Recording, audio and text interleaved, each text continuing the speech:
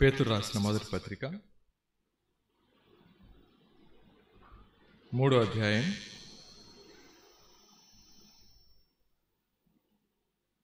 9వ వచనం చదువుకుందాం. ఒకసారి ఇలాగే పాస్టర్ గారు ప్రార్థన చేశారు. చేసిన తర్వాత తన కూతురు ఇంటికి వెళ్ళిన తర్వాత అడిగింది, డాడీ ఎందుకని తలకాయ నుంచి ప్రార్థన చేస్తారు ఎప్పుడు మీరని. ఆయన ఏమన్నాడంటే, దేవుడు మాట్లాడతాడమ్మా అంటే, ఇంతవరకు ఎప్పుడు అలా జరగలేదేంటి డాడీ అందంట ఆవిడ. చాలాసార్లు విన్నాను కానీ ఇప్పుడు అలా జరగలేదేంటి డాడీ అందంట. తల వంచి ప్రార్థన చేస్తా ఉన్నప్పుడు మా ఆశ ఏంటండి అంటే దేవుడు మాట్లాడాలని. కొన్ని సందర్భాల్లో కూర్చుని వింటున్న వారి యొక్క అంతరంగాలు ఎలా ఉంటుందంటే, ఈరోజు ఏంటి ఏం అర్థం కాలేదని. సో ఏం జరిగి ఉండొచ్చో తర్వాత మీరు ఆలోచిస్తూ ఉండండి. ఈరోజు మనం నేర్చుకోబోతున్న పాఠం ఏంటండి అంటే, సాతాను battle field, Satan battle field ఏంటండి అంటే ఫ్యామిలీ అని. సాతాను ఈ దినాల్లో చాలా కుటుంబాల్లో అది ఆట స్థలంగా తీసుకొని అనేక మంది వ్యక్తుల జీవితాల్ని అధఃపాతాళానికి నెట్టేస్తూ ఉంది. అలాంటి పరిస్థితుల్లో దేవుడు మనల్ని ఎందుకు పిలిచారు అనే మాట జ్ఞాపకం చేసుకుంటే, పేతురు రాసిన మొదటి పత్రిక 3వ అధ్యాయం 9వ వచనంలో ఇలా రాశారు, ఏమని? ఆశీర్వాదమునకు వారసులగుటకు మీరు పిలువబడితిరి గనుక కీడుకు ప్రతి కీడైనను దూషణకు ప్రతి దూషణైన చేయక దీవించుడి అనే మాట. ఈ మాట మనం విన్నప్పుడు పైన పేతురు గారు 1 నుంచి 8 వచనాల్లో పురుషుల గురించి కొన్ని మాటలు చెప్తారు, స్త్రీల గురించి కొన్ని మాటలు చెప్తారు. ఆ రెండు చెప్పిన తర్వాత ఆయన వాడిన పదం ఏంటంటే, మీరు ఆశీర్వాదానికి వారసులు అవడానికి పిలువబడితే అన్నమాట. సో దేవుని యొక్క పిలుపు వివాహ విషయంలో ఇదైనప్పుడు ఎందుకని కుటుంబ వ్యవస్థ కానీ వివాహ వ్యవస్థ కానీ విఫలమవుతుంది అని అంటే, పైన స్త్రీల గురించి ఏం చెప్పారు చూడండి ఒకసారి. మొదటి మాట చదవని మొదటి వచనం, అటువలే స్త్రీలారా మీరు మీ స్వపురుషులకు లోబడి ఉండండి అనే మాట. సో మొట్టమొదటి వచ్చిన ఏం చెప్తుందండి అంటే, మన కాండక్ట్ బాగుండాలి అనే మాట. సో స్త్రీల గురించి బైబిల్ చెప్పిన మొదటి మాట అంటే పురుషులకు కూడా వర్తిస్తుంది కాండక్ట్ అనే మాట. ఈ వచనాన్ని ఎందుకు తీసుకోవడానికి జరిగిందంటే, రీసెంట్గా ట్రైన్లో వస్తూ ఉన్నాను. అర్ధరాత్రి 1 గంటకి నా పక్క బెర్త్లో భార్య తిడుతుంది భర్తని. రాత్రి 1 గంటకి వాళ్ళు యంగ్ కపుల్ వాళ్ళు తిడుతుంది. ఏమని తిడుతుందండి అంటే, ఎక్కడికి వెళ్ళావని. ట్రైన్లో ఉంటే ఎక్కడికి వెళ్ళటం ఏంటని చెప్పి గబుక్కుని లేచి చూసా, ఆయన లేడు అక్కడ. ఎక్కడి నుంచి లాక్కొచ్చింది ఆయన ఫోన్ పట్టుకొని ఏం చేస్తున్నాడో తెలియదు, నాకైతే కనబడలేదు. కానీ ఆ తర్వాత మీకేం జరిగింది అర్థమై ఉండాలి. 1 గంట తర్వాత నాకు నిద్ర పట్ల ఆవిడ గొడవకి. ఆ తర్వాత చూస్తూ ఉన్నా ఆవిడ ఫుల్గా ముసుగేసుకుని పడుకుంది, అతనేమో సెల్ ఫోన్లో ఆడుకుంటా ఉన్నాడు. ఇప్పుడు కుటుంబం ఎలా ఉంటుందో మీకు అర్థమై ఉండాలి. అర్ధరాత్రి లేదు, అపరాత్రి లేదు, అది ట్రైన్ అని లేదు, నిద్రపోతున్నారని లేదు. వారు గనక ఏదనుకుంటే అది జరిగించే వాళ్ళు ఎవరండి అంటే మీరు గమనించండి, అలా జరిగింది. ఆ తర్వాత నెమ్మదిగా ఆలోచిస్తూ ఉన్నప్పుడు కుటుంబ వ్యవస్థలో దేవుడు ఆశించిన విధంగా మనం జీవించకపోతే అది సాతానికి ఆట ప్రాంగణం అయిపోతుంది, క్రీడా ప్రాంగణం అయిపోతుంది. సో ఈ దినాన్న వివాహాలు అయిన వారు కానీ వివాహాలు చేసుకోవాలని ఆశ కలిగిన వాళ్ళు కానీ, ఆశని ఎందుకని అంటే కొంతమందికి ఆశపోయింది, ఆశ కలిగిన వాళ్ళు కానీ, లేదా కొంతమంది ఇప్పటికే వివాహాలు అయిపోయి చాలా చివరి దశలోకి వచ్చిన వాళ్ళు కానీ, మనందరం కానీ నేర్చుకోవాల్సిన కొన్ని పాఠాలు ఏంటండి అంటే, మా కొత్త పాఠాలు ఏం చెప్పాల్సిన పని లేదు, నీకే చెప్తామనే స్థాయిలో కొంతమంది ఉన్నారు. అయినప్పటికీ పర్లేదు, కొన్ని మాటలు నేర్చుకుందాం. ఏంటండి అంటే, ఒక దైవ సేవకుడు అన్నమాట, నేటి క్రైస్తవ కుటుంబాలు సాతాను యొక్క క్రీడా ప్రాంగణాలైనవని. ఆ మాట చదివిన తర్వాత నా మట్టుకు నాకు భయం వేసింది. అదే మాట చదివి ధ్యానం చేసుకుంటా ఉన్నప్పుడు అనేక కుటుంబాల కళ్ళ ముందుకు వస్తే అవి కూడా భయం వేసినాయి. ఇక్కడ కూర్చున్న మనం అందరం కూడా నివురు గప్పిన నిప్పులాట వాళ్ళమే. నివురు గప్పిన నిప్పు అంటే పైకి కనబడుతుంది వెలుగు, కానీ అది చాలా భయంకరమైన వేడనమాట. ఇంకో మాట కూడా చెప్పాలంటే, మన కుటుంబాల్లో చాలా అగ్ని పర్వతాలు కాదు, మంచు పర్వతాలు లాంటి. ఎంత కూలుకుంటామో అంత బలమైనటువంటి పునాదులు అంతరంగాలు కనపడతా ఉంటాయి. ఈ మాట చదువుతూ ఉన్నప్పుడు దేవుని యొక్క నియమావళిని ఎవరైతే మేరుతారో ఆ కుటుంబాలు సాతానికి ప్రాంగణమవుతాయి ఆడుకోవడానికి అనే మాట. ఈ రోజున వ్యక్తిగతంగా నా కుటుంబాన్ని, కూడి వచ్చిన మనందరి కుటుంబాల్ని వాక్యపు వెలుగులో పరిశీలన చేసుకుంటా ఉన్నప్పుడు దేవుడు ఏ విషయాన్నైతే మాట్లాడుతూ ఉన్నారో ఆ విషయాన్ని తీసుకుందాం. సో దేవుడు ఏమని చెప్పాడు? అటువలే స్త్రీలారా మీరు మీ స్వపురుషులకు లోబడి ఉండండి అనే మాట. ఒకవేళ కాండక్ట్ కనుక సరిగా లేకపోతే వాళ్ళు ఎంత క్వాలిఫైడ్ అయినా వాళ్ళకి ఎక్కడ అపాయింట్మెంట్ ఎవరు? నేను క్లాస్ ఫస్ట్ వచ్చి నా కాండక్ట్ సర్టిఫికేట్లో బ్యాడ్ అని రాస్తే నాకు ఎక్కడ ఉద్యోగం ఎవరు, ఎందుకంటే నా జ్ఞానం సరిపోదు, నా కాండక్ట్ కూడా కావాలి అన్నమాట. సో నేటి దినాన్న భారతదేశంలో కుటుంబాలు ఎలా ఉన్నాయని చెప్పి సర్వే చెప్తున్నాను నేనంటే, ఇద్దరం సంపాదించుకుందాం కానీ పిల్లలొద్దు,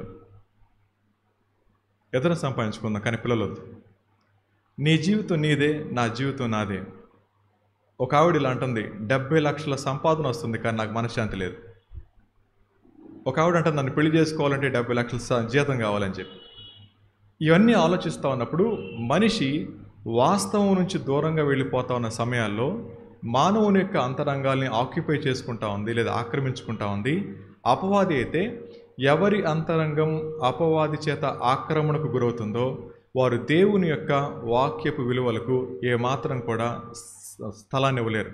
కాబట్టి ప్రభు అంటా ఉన్నాడు పేతురు గారి ద్వారా, మీరు లోబడండి అన్నప్పుడు నీ కాండక్ట్ లేదా నడత బాగుండాలి అనే మాట, మొదటి మాట. సో కాబట్టి నేను క్యారెక్టర్ బాగానే ఉంది కానీ కాండక్ట్ బాగపోతే ప్రమాదకరమైంది. రెండో మాట ఏమన్నాడండి అంటే 2వ వచనంలో, అందువలన వారిలో ఎవరైనాను వాక్యమునకు అవిధేయులైతే వారు భయముతో కూడిన మీ పవిత్ర ప్రవర్తనను చూచి వాక్యం లేకుండానే తన భార్యల నడవడి వలన రాబట్టబడవచ్చును. రెండోది హోలీనెస్ అనే మాట, లేదా చాస్టిటీ అని చెప్పి అంటారు.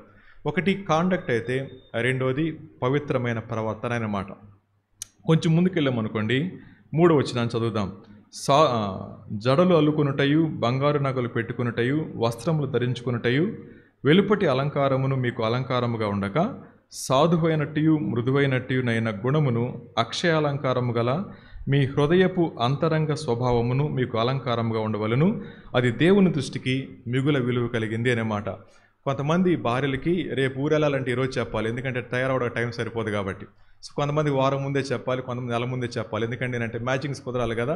కాబట్టి వాళ్ళకి అలా ప్రిపరేషన్ టైం ఇవ్వాలి. ఒకవేళ అలా కాదు అనుకోండి, ప్రోగ్రామ్ అన్న క్యాన్సిల్ చేస్తారు కానీ మీటింగ్ మాత్రం రెడీ గారు. అందుకని నేను అంటా ఉన్నాడు, కాస్మెటిక్స్ విషయంలో జాగ్రత్తగా ఉండండి అనే మాట. అందుకని మృదువైన స్వభావాన్ని కలిగి ఉండండి అనే మాట. ఒకటి కాండక్ట్ అనుకున్నాం, రెండోది చాస్టిటీ అనుకున్నాం.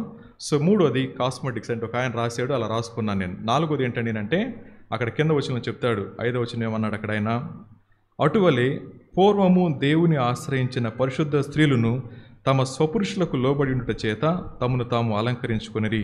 ఆ ప్రకారము శారా అబ్రహామును యజమానుడని పిలుచుచు అతనికి లోబడి ఉండెను.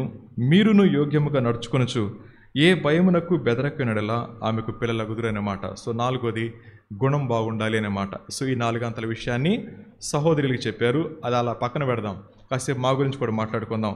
7వ వచనం ఏమంటాడంటే, అటువలే పురుషులారా జీవమును కృపావరములో మీ భార్యలు మీతో పాలువారై ఉన్నారని ఎరిగి ఎక్కువ బలహీనమైన ఘటమని భార్యను సన్మానించి మీ ప్రార్థనలకు అభ్యంతరం కలగకుండానట్లు జ్ఞానము చొప్పున వారితో కాపురం చేయండి అన్నమాట. సో ప్రపంచంలో ఎక్కడ తలవకపోయినా పర్లేదు కానీ భార్య ముందు తలపకపోతే ప్రమాదం అంట. ఎందుకండి అంటే, సో జ్ఞానం కలిగి కాపురం చేయాలంటే ఒక ఆయన అంటాడు, మీ భార్య దగ్గర మీరు గెలవాలంటే ఒక పని చేయడం నేర్చుకోండి. ప్రపంచంలో ఎవరికి తలంచకపోయినా, ఎవరి దగ్గర తలవకపోయినా భార్య మాట్లాడినప్పుడు తల ఊపితే చాలంట, వాడికి వచ్చే నెమ్మది అంతా ఇంత కాదంట. ఒకవేళ భార్య మాట్లాడుతున్నప్పుడు తలవపలేదనుకోండి, తలకి ఎంత నొప్పి వస్తుందో, ఆ తర్వాత మెళ్ళ ఎంత లాగేస్తాయో దాన్ని బీపీ అంటారు, తర్వాత ఇలా అంటారు కదా. అందుకని మనం నేర్చుకోవాల్సిన మొదటి మాట ఏంటంటే మర్యాద అనే మాట. సో ఆయన అన్నమాట ఏంటండి అంటే అక్కడ, అటువలి పురుషులారా జీవమును కృపావరములో మీ భార్యలు మీతో పాలువారై ఉన్నారని ఎరిగి ఎక్కువ బలహీనమైన ఘటమని భార్యను సన్మానించి అన్నమాట. అందుకనే చాలా కుటుంబాలు కారు కొనుక్కున్న తర్వాత ఒక బొమ్మ పెట్టుకుంటారు కారులో ముందు. అక్కడ ఏ బొమ్మ ఉంటుందండి అంటే, ఒక బొమ్మ తలకాయ ఊపుతూ కూర్చుంటుంది, మీరు గమనించారు ఎప్పుడన్నా? లేకపోతే కుక్క బొమ్మ పెడతారు, కుక్క ఇప్పుడు తలకాయ ఊపుతూ ఉంటుంది. అప్పుడు నాకు అర్థమైందనమాట, ఓహో కారణం ఏంటో అర్థమైంది. సో మీకు కూడా అర్థం ఏంటో అనుకుంటా ఉన్నాను. సో నేను ఎటు ఊపలేను కాబట్టి అదాన్ని ఊపుద్ది కదా అని చెప్పి, ఎందుకంటే పక్కన కూర్చునేది భార్య కాబట్టి ఆవిడ ఏం మాట్లాడినా అది ఊపుతుంది కాబట్టి ఈయన తలకాయ ఊపితే కష్టం కదా. కాబట్టి అటు చూసి అలా సాటిస్ఫై అవుతారేమో, అందుకని ఎక్కువ ఆ బొమ్మను ఇష్టపడతారు. అమ్మేవాళ్ళు కూడా దాన్ని అమ్మడానికి తాపత్రయపడతా ఉంటారు. ఈ మాటలు మీరు జాగ్రత్తగా వింటున్నారు, మంచిదే, ఆలోచిస్తా వినండి. ఇది దేవుని యొక్క ప్రిన్సిపల్, అంటే కుక్క బొమ్మ పెట్టుకోమని కాదు, మర్యాద కలిగి ప్రవర్తించండి అని చెప్తూనే అక్కడ రాయబడిన మాట భార్య బలహీనమైన ఘటమని చెప్పన్నారు. తర్వాత మాట అంటాడు, మీ ప్రార్థనలకు అభ్యంతరం కలగకున్నట్లు జ్ఞానము చొప్పున వారితో కాపురం చేయండి అన్నమాట. సో ప్రార్థనలకు అనేక సార్లు జవాబు రాకపోవడం గల కారణం ఏంటండి అంటే, భార్యాభర్తల మధ్య సఖ్యత లేకపోవడం అనే మాట. సో నాది అప్పర్ హ్యాండ్ అని నేను అనుకుంటే, నా భార్య అప్పర్ హ్యాండ్ అని తను అనుకుంటే, ఇద్దరి మధ్య ఆట ఆడేది అపవాదైతే ఆ కుటుంబాల్లో నెమ్మది లేకుండా పోవటం కూడా సర్వసాధారణంగా జరుగుతూ ఉంటుంది. ఇవన్నీ మనం మాట్లాడుకుంటూ ఉన్నప్పుడు దేవుడు చెప్పిన మొట్టమొదటి మాట కర్టసీ కలిగి ఉండండి అనే మాట, మర్యాద కలిగి ఉండండి అనే మాట. ఆ తర్వాత కొంచెం కిందకు వచ్చిన తర్వాత ఆయన ఏమంటాడంటే 8వ వచనంలో, తుదకు మీరందరూ ఏక మనస్కులై ఒకరి సుఖదుఖముల యందు ఒకరు పాలుపడి సహోదర ప్రేమ కలవారును కరుణా చిత్తులను వినయ మనస్కులై ఉండండి అనే మాట. తర్వాత విచారణ చేసేవారుగాను, ఆ తర్వాత అంగీకరించేవారుగాను, ఐక్యతను కొనసాగించేవారుగాను, అన్యోన్యతను కలిగి ఉండేవారుగాను పురుషులారా మీరుండండి అనే మాట. సో ఈ మాటల్లో పురుషుడికేమో అన్యోన్యత, ఐక్యత, అంగీకారం, వివరణ, అలాగే మర్యాద కలిగి ఉండండి అన్నారు. సహోదరులకేమో గుణాన్ని కలిగి ఉండాలి, అలంకరణకు జాగ్రత్తగా ఉండాలి, పవిత్రత విషయంలో జాగ్రత్తగా ఉండాలి, నడత విషయంలో జాగ్రత్తగా ఉండాలి, వైస్ వర్స ఇద్దరికీ సరిపోతూ ఉంటాయి. ఈ రెండు విషయాలు పక్క పక్కన పెట్టిన తర్వాత ఇప్పుడు చెప్పిన మాట ఏంటంటే, ఆశీర్వాదమునకు వారసులవుటకు మీరు పిలువబడితిరి గనుక కీడుకు ప్రతి కీడైనను దోషణకు ప్రతి దోషణైనను మీరు చేయక దీవించండి అనే మాట. సో ఇప్పుడు మాట ఏమండినంటే, ఒక వ్యక్తి జతపరచబడిన తర్వాత దేవుని యొక్క ఇంటెన్షన్ ఏంటండి అంటే మీరు ఎలా ఉండాలా, ఆశీర్వదించబడిన వారిగా ఉండాలి అన్నమాట. సో దేవుడు బ్లెస్సింగ్గా ఉండమంటున్నాడు, బ్లెస్డ్గా ఉండమంటున్నారు, మీరు బ్లెస్ చేయబడాలని చెప్పి అంటా ఉన్నారు. అయితే దేవుని యొక్క ఆశ ఆశీర్వాదం అయితే, మానవుల యొక్క ఆశ ఆధిపత్యం అయితే, ఆ రెండింటి మధ్య అపవాది కూర్చొని చలికాచుకుంటా ఉన్నాడు. ఆ ప్రక్రియలో భాగంగా కుటుంబ వ్యవస్థలు విచ్ఛిన్నమైపోతూ ఉన్నాయి. ప్రియమైన వాళ్ళారా, బైబిల్ చెప్తా ఉన్నమాట, దేవుడు పిలిచింది ఆశీర్వాదానికే అనే మాట. ఆ యంగ్ కపుల్ పెళ్ళై ఒక 2 నెలలు అవుతుందేమో, వాళ్ళు ట్రైన్లో గొడవాడుకుంటూ ఉంటే అర్ధరాత్రి ఇప్పుడు అనిపించింది, ఈ ప్రిన్సిపల్ తెలిస్తే అంత బాగుంటుందో. కాబట్టి దేవుడు ఇద్దరికీ సరైన బాధ్యతలు చెప్తా ఉన్నారు. చెప్పిన తర్వాత మిమ్మల్ని పిలిచింది దీనికి అనే మాట. ఆ చిన్న వర్డ్ కనుక మనం మిస్ అయ్యామనుకోండి, ఏ కుటుంబంలో కూడా మనశ్శాంతి ఉండటం అనేది సాధ్యపడే విషయం కాదు. ఈ ఉదయకాల సమయంలో ప్రభు తన వాక్యపు వెలుగులో మన దగ్గరికి లేఖనం తీసుకొస్తా ఉన్నప్పుడు నెమ్మదిగా ఆలోచించేద్దాం. మొదటి మాట ఏంటండి అంటే, ఆయన చెప్పినటువంటి మాట, మీరు ఆశీర్వాదానికి వారసులు అవడానికి పిలువబడ్డారు కాబట్టి మీరేం చేయకూడదు చెప్పండి, కీడుకు ప్రతి కీడు ఎవరు చేయొద్దు, దోషణకు ప్రతి దోషణ ఎవరు చేయొద్దు అనే మాట. ఇప్పుడు చెప్పండి, కుటుంబాల్లో మాటకు మాట అంటారా అనరా? కొంతమంది బయటకు అంటారు, కొంతమంది వంటగదిలోకి వెళ్ళి అంటారు, అంతే తేడా. కానీ ఖచ్చితంగా అంటారు. అవునంటారు కాదంటారా? ఎవరో సంగతి ఏందో మన సంగతి చెప్పండి అనుకుంటాం. బాగా చెప్తున్నారు అమ్మాయి అంటే యథార్థత కలిగి జీవించాలి, మంచిదే, రైట్? సో దేవుడు చెప్పిన మాట, ఆశీర్వాదానికి వారసులం కావాలి అంటే దోషణకు ప్రతి దోషణ కానీ కీడునకు ప్రతి కీడు కానీ చెయ్యకూడదు అనే మాట. దేవుడు కండిషనల్గా చెప్పాడు కాదు, కంపల్సరీ అలా చేయాల్సిందేనమాట. ఆ ప్రిన్సిపల్ నా మనసులోకి వెళ్తే, ప్రభా నన్ను పిలిచింది ఆశీర్వాదానికి వారసురాలిగా కదా, కానీ కొన్నిసార్లు నా నాలుక నా నియంత్రణలో ఉండట్లేదు, నా ఆలోచన నా నియంత్రణలో ఉండట్లేదు, మాటకి మాట అనకపోతే లోపల కడుపుబ్బిపోతుంది, ఒకవేళ దోషణకు ప్రతి దోషం చేయకపోతే నా మనసులో నెమ్మది ఉండట్లేదు. ఇప్పుడు అంటారు అనేంతవరకు నా పొట్ట పగిలిపోతుంది అంటారు అనమాట. నిజంగా పగిలిపోతే బాగుండు అనకుండా నాగిపోతారు. కానీ ఎందుకండి అంటే వారి లోపల ఉన్న అక్కసంత తీర్చేంత వరకు కూడా కోరి శాపాన్ని కొందెచ్చుకుంటా ఉన్నారు. కానీ దేవుడు పిలిచింది ఆశీర్వాదం కోసం అనే మాట చెప్తా ఉన్నప్పుడు ఏమాత్రం పట్టించుకోలేకపోతా ఉన్నారు. ఇది మొదటి మాట. రెండో మాట ఏమంటాడండి అంటే 10వ వచనంలో, జీవమును ప్రేమించి మంచి దినములు చూడగోరు వాడు చెడ్డదాన్ని పలుకుండా తన నాలుకను, కపటపు మాటలు చెప్పకుండా తన పెదవులను కాచుకొనవలెను అనే మాట. సో రెండో మాట ఏంటండి అంటే, ఆశీర్వదించబడాలి అంటే రెండోది ఏం చేయాలంటే చెప్పండి, కపటమైన మాటలు పలకకూడదు అనే మాట. ఇవన్నీ చెప్పిన తర్వాత ఒక అందమైన కుటుంబాన్ని మీకు పరిచయం చేస్తా, అప్పుడు మీకు అర్థమవుతాయి ఇవన్నీ కూడా, రైట్? Thank you. సో మొదటిది ఏమనుకున్నాం, దోషణకు ప్రతి దోషం చేయకూడదు. రెండోది కపటమైన మాటలు మాట్లాడకూడదు అనే మాట. ఈ మాట నేను పొద్దున ఆలోచిస్తూ ఉన్నప్పుడు అన్న గుర్తొచ్చారు. అన్న గుర్తు అటువంటి అనుకోబాకండి. అన్న ఎప్పుడు పెళ్లి వర్తమానాలు ఒక మాట చెప్తారు, ఏమనంటే చీర సందుల్లో దాచిపెట్టిన డబ్బులు ఎప్పుడని చెప్పావా అంటారు అన్నమాట. మీరేమనుకున్నారంటే ఆ స్టేజ్ దాటిపోయిందని అనుకుంటున్నారు మీరు. అది పాత రోజులన్నా, ఇప్పుడు ఫోన్పే టైం వచ్చింది కదా, మీకు తెలియదు. మా ఆయన నిద్రపోతాడు, లాక్ ఓపెన్ చేసి ట్రాన్స్ఫర్ చేసుకుంటామనే స్టేజ్కి వచ్చారు కదా. సో చీరలు దాకపోయే రోజులు పోయినాయి అనుకున్నట్టు చూస్తున్నారు మీరు. ఆ మాట గుర్తుపెట్టు అనిపించింది.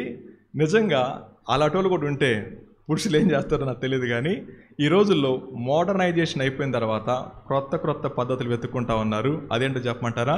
అమెజాన్లో సెలెక్ట్ చేసి లింక్ ఆయన పంపిస్తున్నారు. అర్థమవుతుంది కదా? అమెజాన్లో బుక్ చేసి pay on delivery, cash on delivery అని పంపిస్తున్నారు. ఏం చేయాలి? కట్టకి చస్తాడా? కట్టపోతే చచ్చిపోతాడు, కాబట్టి కట్టి చచ్చిపోదాం అనుకుంటున్నాడు. కానీ అన్నాడు, డబ్బుల కంటే మనశ్శాంతి గొప్పది బ్రదర్, తర్వాత మీ ఇష్టం అన్నాడు. ఏ విషయం దగ్గర నా భార్య ఇలా కొంటుందన్నా వద్దన్నా మానేట్లేదన్నని మాట్లాడుతుంటారు. తమ్ముడు అన్నాడు, అన్నాడు అనమాట, తమ్ముడు నీకు మనశ్శాంతి కావాలా డబ్బులు కావాలా అన్నాడు. మనశ్శాంతి కావాలన్నంటే మౌనంగా డబ్బులు కట్టి అన్నాడు. అర్థమవుతుందా? దీన్ని ఆసరా చేసుకుని లింకులు పంపించబాకండి, నన్ను అంటారు లేనిపోయింది. రైట్? జాగ్రత్తగా వినండి.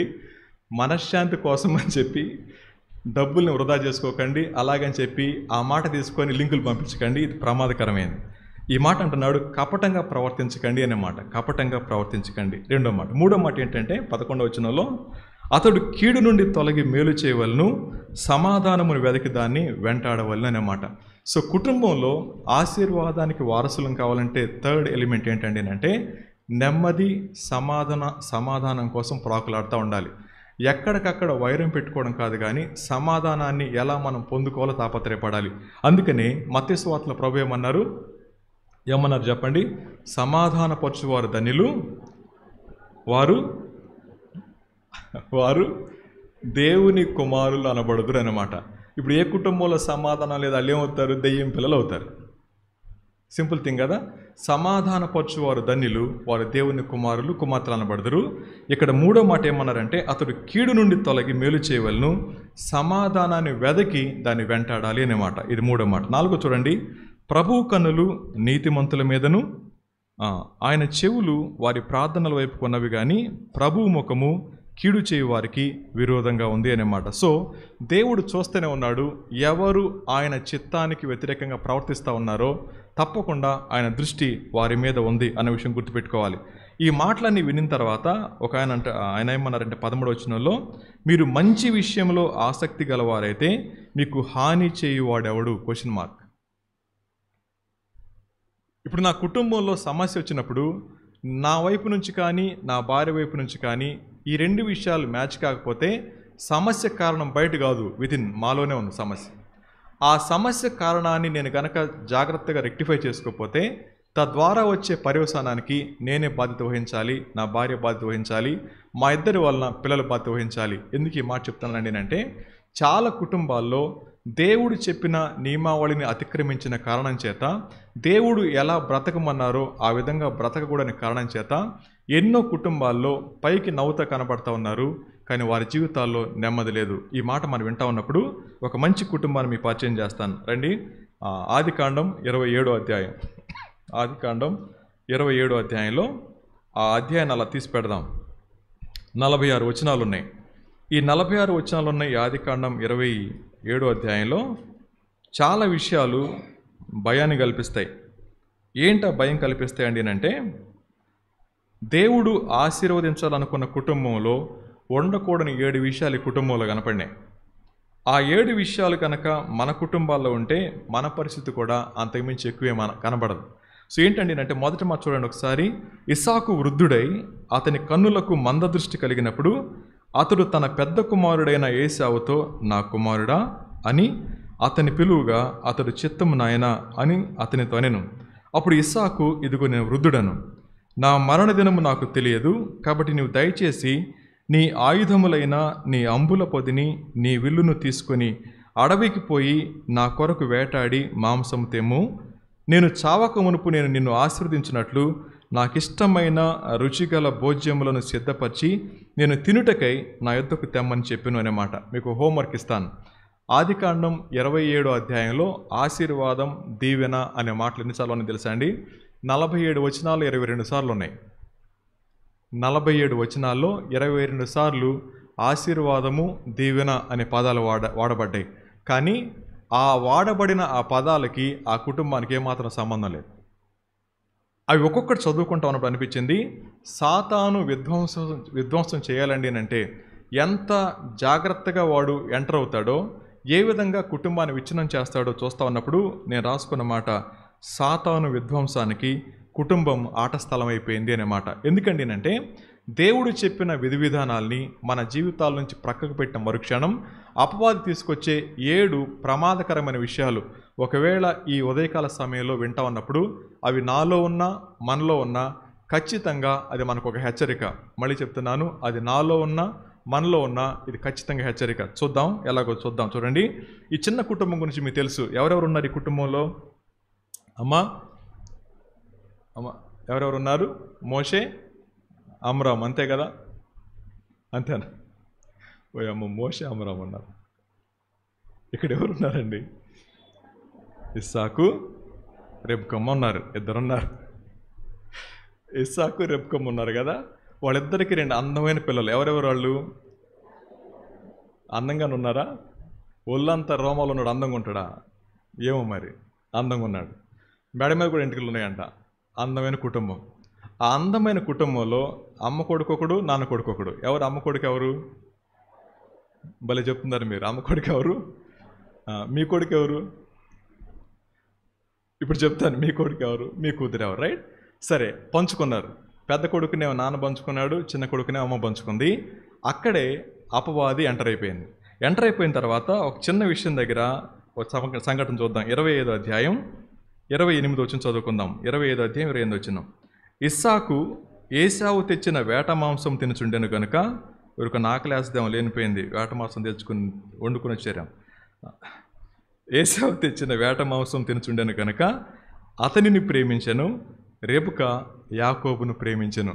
ఇక్కడ జాగ్రత్తగా అండర్లైన్ చేసుకోవాల్సిన మాట ఏంటంటే, ఏశావు తెచ్చిన వేట మాంసం తినుచుండెను కనుక అతన్ని ప్రేమించెను అన్నమాట. ఇస్సాకు గారు ఎందుకు ప్రేమిస్తా ఉన్నాడు ఏశావు గారిని? అతనికి ఇష్టమైన తీసుకొచ్చి పెడుతున్నాడు కాబట్టి. ఇప్పుడు నాకెందుకు ఇష్టమవుతారు నా పిల్లల్లో ఒకళ్ళండి అంటే, నా మాట వింటారు కాబట్టి. వినకపోతే మీ నాన్న మాట వింటామని చెప్పి ఆవిడ అంటది, మీ అమ్మ మాట వింటామని నేను అనుకుంటా, ఇలా అంటారు కదా. సో అక్కడ ఒక చిన్న వీక్నెస్, నాకు అన్న చెప్పారు కదా, నాలో బలం ఉంటుంది, బలహీనత ఉంటుంది. దేవుడు నాలో ఉన్న స్ట్రాంగ్ని, నాకున్నటువంటి దాన్ని ఏమంటారు, నాలో ఉన్నటువంటి ఎబిలిటీకి ప్యారలల్గా ఏముంటుందని చెప్పన్నారు, వీక్నెస్ కూడా ఉంటుంది. వాటిని రెండింటిని బ్యాలెన్స్ చేసుకోకపోతే నాకులాగే నష్టపోతామని చెప్పి ఫ్లెగ్మాటిక్ గురించి చెప్పారు కదా. ఏమని? అందరినీ ప్రేమిస్తాను, అందరికీ సహాయం చేస్తాను, చివరికి నేను నష్టపోతానని చెప్పి అన్నారు. సో అది అన్నగారి యొక్క బలహీనత, అదే బలం కూడా. వాటి రెండింటిని బ్యాలెన్స్ చేసుకోకపోతే నష్టపోతామన్నమాట. ఒకసారి ఒక నాస్తికుడు అంట దేవునితో మాట్లాడుతున్నాడంట. ఏమనంటే, నువ్వు మట్టి నుంచి మనిషిని చేసావు కదా, నేను కూడా చేస్తా చూడు అన్నాడంట. దేవుడు అన్నాడంట, నీ మట్టి తెచ్చుకున్నాడంట. దేవుడు ఏమన్నాడు? నీ మట్టి తెచ్చుకున్నాడంట. వీడికి ఆడదు మట్టి. అర్థమవుతుంది కదా. మనం కూడా ఏమంటామంటే, దేవుని మీద కూడా ఛాలెంజ్ చేస్తూ ఉంటాం. ఈ మాట వింటా ఉన్నప్పుడు చాలా క్రైస్తవ కుటుంబాలు ఎంత ప్రమాదకరమైన పరిస్థితి దిగజారిపోయినండి అంటే, ఈ చిన్న మాట చెప్పిన తర్వాత నెక్స్ట్ స్టెప్కి వెళ్తాను. ఈ మధ్య ఒక ఊరు మీటింగ్కి వెళ్తే ఒక తమ్ముడిని పిలిచారు సాక్ష్యం చెప్పమని. ఆ అబ్బాయి చాలామందిని ఫాలో అయ్యాడు, చాలామందిని పూజించాడు. చివరికి యేసు ప్రభు గురించి వాళ్ళ పిన్ని చెప్తుంది. ఎక్కడంటే బార్లో. ఇతను బార్లో ఉన్నాడు, డబ్బులు అయిపోయినాయి. పిన్నికి ఫోన్ చేశాడు వైజాగ్లో. సో ఫోన్ చేస్తే, పిన్ని నాకు 2000 కావాలన్నాడు. ఆ పిన్ని అది ఆదివారం సోమవారం తెలియదు. అయ్యా, యేసు ప్రభు నమ్ముకయ్యా, పాపాలు క్షమిస్తాడు, నీ వ్యసనం నుంచి విడిపిస్తాడు, దేవుడు నమ్ముకయ్యా, ప్రార్థన చేసుకోయ్యా అంటే, తప్పకుండా నమ్ముకుంటా పిన్ని, 2000 అన్నాడు. సో ఈ మాటల్లో చెవి దగ్గర పెట్టుకుంటే తాగటానికి వీలు కాదు కదని చెప్పి స్పీకర్ పెట్టి అంటున్నాడంట. ఆ పక్కనే సాటి తాగుబోతుంటాడు కదా. నిజంగా భార్య భర్తలు కూడా అలా మాట్లాడుకుంటారో తెలియదు, కానీ ఇద్దరు తాగుబోతులు మాత్రం ఎంత అద్భుతంగా మాట్లాడుకుంటారు. మీరు గమనిస్తే రాత్రిపూట వంతెన మీద కూర్చొని ఇద్దరు మధ్యలో గ్లాసులు పెట్టుకొని వాళ్ళు మాట్లాడుకునే ప్రేమపూర్వకమైన మాటలు వినలేదు, కానీ చూసా అనిపించింది నిజంగా ఇది కుటుంబంలో ఉంటే ఎంత బాగుండేదని. అంటే వాళ్ళతో కలిసి తాగడం కాదు, మాట్లాడుకుంటే ఎంత బాగుండేదని. ఈ మాటలు మనం వింటా ఉన్నప్పుడు ఆ సాటి తాగుబోతు వింటున్నాడంట. సో వినిన తర్వాత ఫోన్ పెట్టేగానే ఎవరు ఆవిడ అన్నాడంట. మా పిన్నండి అన్నాడంట. ఏంది ఏదో చెప్తుందంటే, అదే సాయంత్రం మీటింగ్ జరుగుతుందంట మా ఊర్లో, ప్రార్థనకి వెళ్ళమంది అన్నాడంట. వెళ్తావా అంటే, ఏం వెళ్తామన్న, డబ్బులు కావాలి కాబట్టి ఫోన్ చేశానడంట. సరే అయిపోయింది, సాయంత్రం దాకా తాగేశాడు. తిరిగి ఇంటికి వెళ్ళే సమయంలో ఆ గ్రౌండ్ పక్కకుండా వెళ్తా ఉంటే, సరే పిన్ని చెప్పింది కదా అని చెప్పి ఒక 2 అడుగులు లోపలికి వేసాడు. లోపలికి వెళ్ళగానే అప్పటికి చాలామంది జనం వచ్చి ఉన్నారు. స్టేజ్ అంతా రెడీ అయిపోయింది, పాటలు పాడుతున్నారు. ఒక తెల్ల కారు వచ్చి ఆగింది. ఆగానే డోర్ తీసాడు ఒక ఆయన. 2 సేవకురాలు దిగారంట. వాళ్ళు స్టేజ్ మీదకి వెళ్తా ఉన్నారు. వాళ్ళ ముందు ఒక అతను వెళ్తున్నాడు, లాల్చీ పైజమా వేసుకున్నాడు. వెళ్ళిపోయి మైక్ తీసుకొని అద్భుతంగా 3 పాటలు పాడాడంట. పాడగానే ఇటు కళ్ళు నలుపుకొని చూసాడంట. చూడగానే ఎవరండి అంటే ఆయన పొద్దున పక్కన కూర్చున్న ఆయన గబగబా స్టేజ్ దగ్గరికి వెళ్ళి అన్నాడంట, అన్న నువ్వేంటి ఇక్కడ అంటే, అక్కడ పగలు ఇక్కడ రాత్రి అన్నాడంట. పగలు అక్కడ రాత్రి ఇక్కడ అన్నాడంట. ఆదివారం ఎంత అద్భుతంగా కూర్చున్నారు చెప్పండి. మిమ్మల్ని ఓ ఫోటో తీసి ఇంటికి పంపించి ఇంట్లో కూడా ఎట్టాకుంటే ఎంత బాగుండి అనిపిస్తుంది మనకి. ఆదివారం కాదు, సోమవారం కాదు, ఏ వారమైనా ఒకేలా ఉండాలి, అది మన జీవితం. అయితే అబ్బాయి అన్నమాట చెప్తాను, జాగ్రత్తగానండి. ఆ అబ్బాయి ఆ మాట అనగానే పాటలు విన్నాడు, తిరిగి వెళ్ళిపోతూ పైకి చూసానంట, తూ అనూసి నీ దగ్గర కూడా సరైన వాళ్ళు లేరు అనమాట అని వెళ్ళిపోయాడంట. ఆ అబ్బాయి అన్నమాట, ఇప్పటిదాకా నాకు ఒక మంచి అభిప్రాయం ఉంది, క్రైస్తవులు అంటే ఇలా బతకరని చెప్పి, కానీ ఎలాంటోడు కూడా స్టేజ్ ఎక్కాడు కదా అని చెప్పి ఊసుకుని వెళ్ళిపోయాడంట. కానీ ప్రభు నమ్ముకున్న తర్వాత ఆ మాట అనిన తర్వాత అనిపించింది, క్రైస్తవ కుటుంబాలు కలిగినటువంటి విశ్వాసాలం అని చెప్పుకుంటూ మన జీవితాలు అనేక మందికి ఆటంకాలుగా మారిపోతూ ఉన్నాయి. కారణం ఏంటండి అంటే, దేవుడు ఏ విలువలైతే మనం నేర్పిస్తూ ఉన్నారో, ఎలా బ్రతకమని కోరుకుంటా ఉన్నారో, ఆ విలువల నుంచి మనం బైపాస్ అయిపోయినప్పుడు, పక్క వెళ్ళిపోయినప్పుడు తప్పకుండా మన జీవితం దేవుణ్ణి దూషించడానికి కారణమవుతుంది. ఇది ఎంత ప్రమాదకరమైందో. అందుకని సాతాను పెట్టిరేగిపోతూ ఉంది, బయట కాదు, క్రైస్తవ కుటుంబాల లోపల. అది ఎలాగ చూడబోతా ఉన్నాం, రైట్? సో ఈ 27వ అధ్యాయంలో ఒక అందమైన కుటుంబం అని చెప్పన్నాం. సో ఈ రెబ్బెకమ్మ గారికి ఎందుకు ఇష్టం అండి అంటే, అతనేమో మాంసం తెస్తాడు కాబట్టి తిని సంతోషపడతాడు. రెబ్బెకమ్మ గారికి ఏమో మాంసం కోసి పెడతాడు కాబట్టి యాకోబు గారు అంటే ఇష్టం. సో వంట చేసి పెట్టేటప్పుడు సహాయకారిగా కుమారుడు ఉంటాడు, తినేపటి దగ్గరేమో సహాయకారిగా ఆయన ఉంటాడు కాబట్టి ఇద్దరు ప్రేమించుకుంటా ఉన్నారు. ఇక్కడ తల్లి పక్షపాత అయిపోయింది, తండ్రి ఏమో పెద్ద కొడుకు అయిపోయాడు, తల్లి ఏమో చిన్న కొడుకు అయిపోయింది. ఈ పరిస్థితుల మధ్యలో అపవాది ఏ విధంగా ఎంటర్ అయ్యాడో మనం వర్స్ బై వర్స్ చదువుకుంటూ వెళ్దాం. చూడండి ఒకసారి. ఇస్సాకు వృద్ధుడై అతని కన్నులకు మందదృష్టి కలిగినప్పుడు అతడు తన పెద్ద కుమారుడైన ఏశావుతో, నా కుమారుడా అని అతని పిలువగా, అతడు చిత్తము నాయన నేను. అప్పుడు ఇస్సాకు, ఇదిగో నేను వృద్ధుడను, నా మరణదినం నాకు తెలియదు కాబట్టి నువ్వు దయచేసి నీ ఆయుధములైన నీ అంబుల పొదిని నీ విల్లును తీసుకొని అడవికి పోయి నా కొరకు వేటాడి మాంసము తెమ్ము, నేను చావకముందు నిన్ను నేను ఆశీర్వదించినట్లు. మొట్టమొదటి మాట ఆశీర్వాదం అనే మాట. ఈ మాట వంటగదిలో అప్పుడే మసాలా వేసింది, ముక్కుకు తగిలింది ఆ వాసన, వెంటనే ఆశీర్వాదం అనగానే మూత పెట్టి బయటికి వెళ్ళి ఉంటుంది, ఏం చెప్తున్నాడు నానని చెప్పి. అప్పుడు చెప్పింది అడవికి వెళ్ళి మాంసం తీసుకురానమాట. ఈ మాట దగ్గర ఆశీర్వాదం మరి ఆడికిస్తే నా కొడుకు ఏమైపోవాలా అనుకుని ఉంటుంది. అనుకోగానే కాన్స్పిరసీ మొదలైంది. ఒక కుటుంబ వ్యవస్థ పతనమైపోవడానికి మొట్టమొదటి మెట్టు ఏంటండి అంటే దురాలోచన. సో దురాలోచన ఎంత ప్రమాదకరమైందో. సో తన తండ్రే కదా, తన కుమారుడే కదా అని అనుకోలా, నా కుమారుడు ఏమైపోతాడు అనుకుంది. ఆ ప్రక్రియలో భాగంగా చిన్న దురాలోచన తన మనసులోకి ఎంటర్ అయింది. దేవుడు ఆశీర్వాదానికి వారసులుగా ఉండడానికి పిలువబడిన మన కుటుంబాల్లో మొట్టమొదటి చిచ్చుపెట్టే విషయం ఏంటంటే అంటే దురాలోచన. అదే విషయంలోనే సరే, ఒక ఆయన పాట రాశాడు, ఎక్కడ అమ్మేసావు ఏసైనా మాట రాస్తూ ఉద్యోగంలోన, వ్యాపారంలోన, దాంపత్యంలోన, దైవ సేవలోన పాట రాశాడు ఆయన. ఆ పాట తర్వాత కాసేపు పక్కన పెడితే, దేవుణ్ణి అనేకసార్లు మన వ్యక్తిగత జీవితాల్లో మన ఓన్ దాని ఏమంటారు గొప్పతనం కోసం, మన పేరు ప్రఖ్యాతుల కోసం, మన స్వార్థం కోసం దేవుణ్ణి అమ్మివేస్తూ ఉన్నప్పుడు అపవాది ముందు తలంచుకోవడానికి కారణమవుతూ ఉన్నాయి. ఇది గుర్తుపెట్టుకోవాల్సిందే. సో ఇక్కడ ఈ మాట ఏంటో తెలుసా అండి, ఏశావునేమో ఇస్సాకు గారు ప్రేమించారు, రెబెకమ్మ గారేమో ఈయన్ని ప్రేమించారు. ఆ ప్రక్రియలో భాగంగా నా కుమారుడు అనుకుంది, కానీ నా కుమారుడే అనుకోలేదు. ఆయన కూడా నా కుమారుడేగా అనుకోలేదు. ఆ ప్రక్రియలో అడ్వాంటేజ్ ఏంటంటే అంటే వృద్ధాప్యం, మంద దృష్టి అన్నమాట. ఆ రెండింటిని బేస్ చేసుకొని ఒక దురాలోచన చేయడం మొదలుపెట్టింది. మీ నాన్న కళ్ళజోడు లేకపోతే కనబడదు కాబట్టి కళ్ళజోడు తీసి దాచిపెట్టి ఉండొచ్చాము ఒకవేళ ఈ రోజుల్లో చెప్పాలంటే.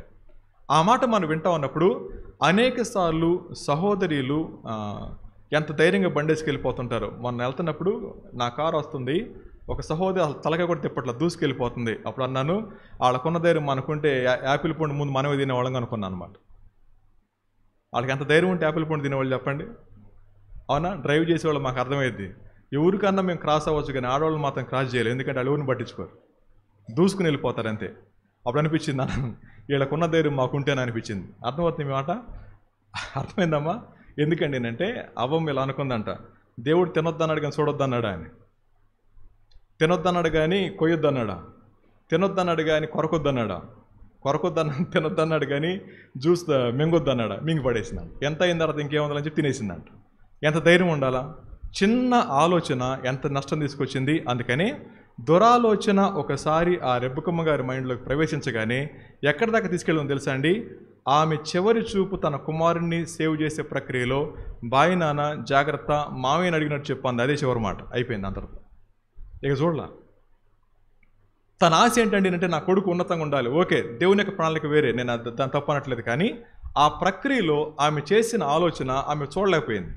కొన్నిసార్లు మనం ఏదైతే ఆశపడుతూ ఉంటామో మన పిల్లల జీవితాల్లో కానీ మన జీవితాల్లో కానీ దేవుని యొక్క ఆలోచనకు పక్కకెళ్ళి మన స్వచిత్తాన్ని జరిగించుకునే ప్రక్రియలో మనం చేసే ప్రతి ఆలోచన ఎంత నష్టం తీసుకొస్తుందో. అందుకని దురాలోచన అత్యంత ప్రమాదకరమైంది. ఎంటర్ అయిపోయింది. సో ఎంటర్ అయిపోయిన తర్వాత ఏమనుకుని చెప్పండి? ఈయన్ని ఆశీర్వదిస్తే నా పరిస్థితి ఏంటి అనుకుందాం. తర్వాత కిందకు వచ్చేయండి. ఏమనుకున్నాడు ఆయన? 4వ వచనంలో ఆశీర్వదించినట్లు నాకు ఇష్టమైన రుచికల భోజ్యములను సిద్ధపరిచి నేను తినుటకై నా యొద్దకు తెమ్మని చెప్పాను. ఇస్సాకు తన కుమారుడు ఏశావుతో ఇటు చెప్పుచుండగా రెబ్కమ్మ గోడ పక్క నుండి వించుండెను. గోడ లేదు కానీ వించుండెను అన్నది అక్కడ. బహుశా పాపం ఆయన చూస్తుంటే మాట చెప్పాడు కదా, దా రెబ్క కూర్చో, అబ్బాయితో మాట్లాడుతున్నాను కానీ ఉండేవాడేమో. అప్పటికే మన దృష్టి వచ్చింది, బహుశా గుర్తుపట్టలేకపోయాడేమో. వింటా ఉంది. సో వింటున్నప్పుడు వాళ్ళ స్కీమ్స్ వాళ్ళకున్నాయి. దేవుడు నరులను యథార్థవంతులనుగా పుట్టించను, కానీ వారే వివిధ తంత్రములను కల్పించుకున్నారు అనే మాట. సో స్కీమ్స్ వేయడం అనే దాంట్లో నిజంగా ఎక్కడ మొదలైందండి అంటే, ఇటు అనకూడదేమో, లేనిపోయింది, వాళ్ళు సీరియస్గా చూస్తారు. ఎక్కడే మొదలైందేమో. రైట్, జాగ్రత్త.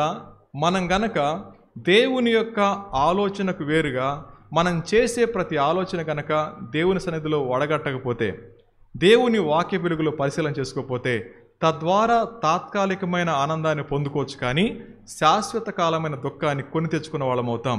సో రెబ్కమ్మ గారికి వచ్చిన ఆలోచన, ఆ తర్వాత తన కుమారుణ్ణి రాబోయే దినాల్లో కలుసుకోలేదు, చూడలేదు, ఆమె ఈ లోకాన్ని విడిచిపెట్టబోతున్న విషయం తనకు అర్థమై ఉంటే ఈ పని చేసేదేనా?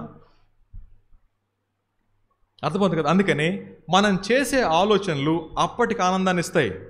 మనం చేసే ఆలోచనలు తాత్కాలికంగా ఉపశమనం తీసుకొస్తాయి, కానీ అవి తీసుకురాబోతా ఉన్నాయి శాశ్వత కాలమైన నష్టాన్ని. ఆ నష్టాన్ని ఎదుర్కోవడానికి ఇష్టపడిన వాళ్ళు దురాలోచనకుండా వెళ్ళిపోతూ ఉంటారు. సో వింటా ఉంది. వినిన తర్వాత ఏమైందంట? కింద చూడండి, ఆయన ఏమంటాడో. 5వ వచనం కదా, ఇస్సాకు తన కుమారుడగు అయిపోయింది కదా, వినుచుండెను. ఎక్కడది? ఎన్నో వచ్చినామా? 5వ వచనం, రైట్. ఇస్సాకు తన కుమారుడగు ఏశావుతో ఇట్లు చెప్పుచుండగా రెబ్కా వినుచుండెను. ఏశావు వేటాడి మాంసము తెచ్చుటకు అడవికి వెళ్ళెను. అప్పుడు రెబ్కా తన కుమారుడగు యాకోబును చూచి, ఇదిగో నీ తండ్రి నీ అన్న అయిన ఏశావుతో, ఒక గీత అడ్డం వచ్చింది, పిలిచింది. ఇదిగో నీ తండ్రి నీ అన్న అయిన ఏశావుతో, ఒక అడ్డగీత, ఒక నిలువు గీత. పక్కనేమని చెప్పండి? మృతి పొందక మునుపు. ఎవరు మృతి పొందక మునుపు? ఆయన చెప్పాడుగా పైన, కానీ ఇప్పుడు చెప్పలా. చెప్పిందా? అటు చూస్తారేంటమ్మ, బైబిల్లో చూడండి.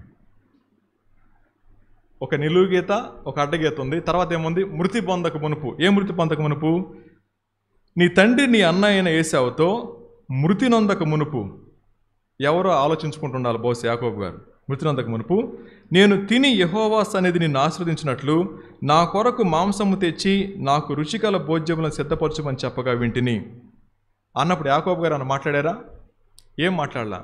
ఇప్పుడు ఆవిడంటది, కాబట్టి నా కుమారుడా, నా మాట విని నేను నీకు ఆజ్ఞాపించినట్లు చేయము అనే మాట. సో రెండోది ఆవిడంటా ఉంది, నేనేం చెప్తాను అది చెయ్యి. ఏం చేయాలా? నీవు ముందు మందకు వెళ్ళి 2 మంచి మేకపిల్లలను అక్కడ నుండి నా యొద్దకు తీసుకురమ్ము, నా యొద్దకు తెమ్ము. వాటితో నీ తండ్రికి ఇష్టమైన రుచికల భోజ్యములను అతనికి చేసేదను. నీ తండ్రి మృతి నొందక మునుపు అతడు వాటిని తిని నిన్ను ఆశీర్వదించినట్లు నీవు వాటిని తండ్రి యొద్దకు తీసుకొని పోవలెను. అందుకు యాకోబు, నా సహోదరుడైన ఏశావు రోమములు గలవాడు, నేనున్నని వాడను కదా. ఒకవేళ నా తండ్రి నన్ను తడవి చూచును, అప్పుడు నేను అతని దృష్టికి వంచకుడిగా తోచినడలా నా మీదికి శాపమే గాని ఆశీర్వాదం తెచ్చుకొనని చెప్పాను. అయినను అతని తల్లి, నా కుమారుడా, ఆ శాపము నా మీదికి వచ్చునుగాక. రైట్, ఇది జరిగింది. ఈ మాట మనం వింటా ఉన్నప్పుడు వాళ్ళిద్దరి మధ్య కాన్వర్జేషన్ చూడండి. నీ తండ్రి మృతి నొందగల్లా నీ డాడీలా మాట్లాడుతున్నాడురా, మృతి నొందక మునుపు అని చెప్తూ ఇండైరెక్ట్గా చెప్తూ అంటున్నావిడ, నువ్వు 2 మేకపిల్లలు తీసుకొనిరా, తీసుకొస్తే నేను ఉండి పెడతానమాట. ఏముందండి అంటే భర్త యొక్క ఆశ ఏంటో భార్యకు తెలుసు. ఆ తెలిసిన దగ్గర ఎలా టర్న్ చేసుకోవాలో అవి టర్న్ చేసుకుంటా ఉంది. కొన్నిసార్లు అనేక మంది భర్తలు అయస్కాంతం లాంటి ఏడు తిరిగితే అటు తిరుగుతారు. కొన్నిసార్లు భర్తలు భార్యలు వెనక సంచి చేసుకుని వెళ్ళిపోతూ ఉంటారు, అంతే. ఆవిడ సంచులు వేస్తూ ఉంటుంది, అంతే. మాట్లాడడానికి వీలు లేదు. మనశ్శాంతి కావాలో డబ్బులు కావాలి, అదే మాట.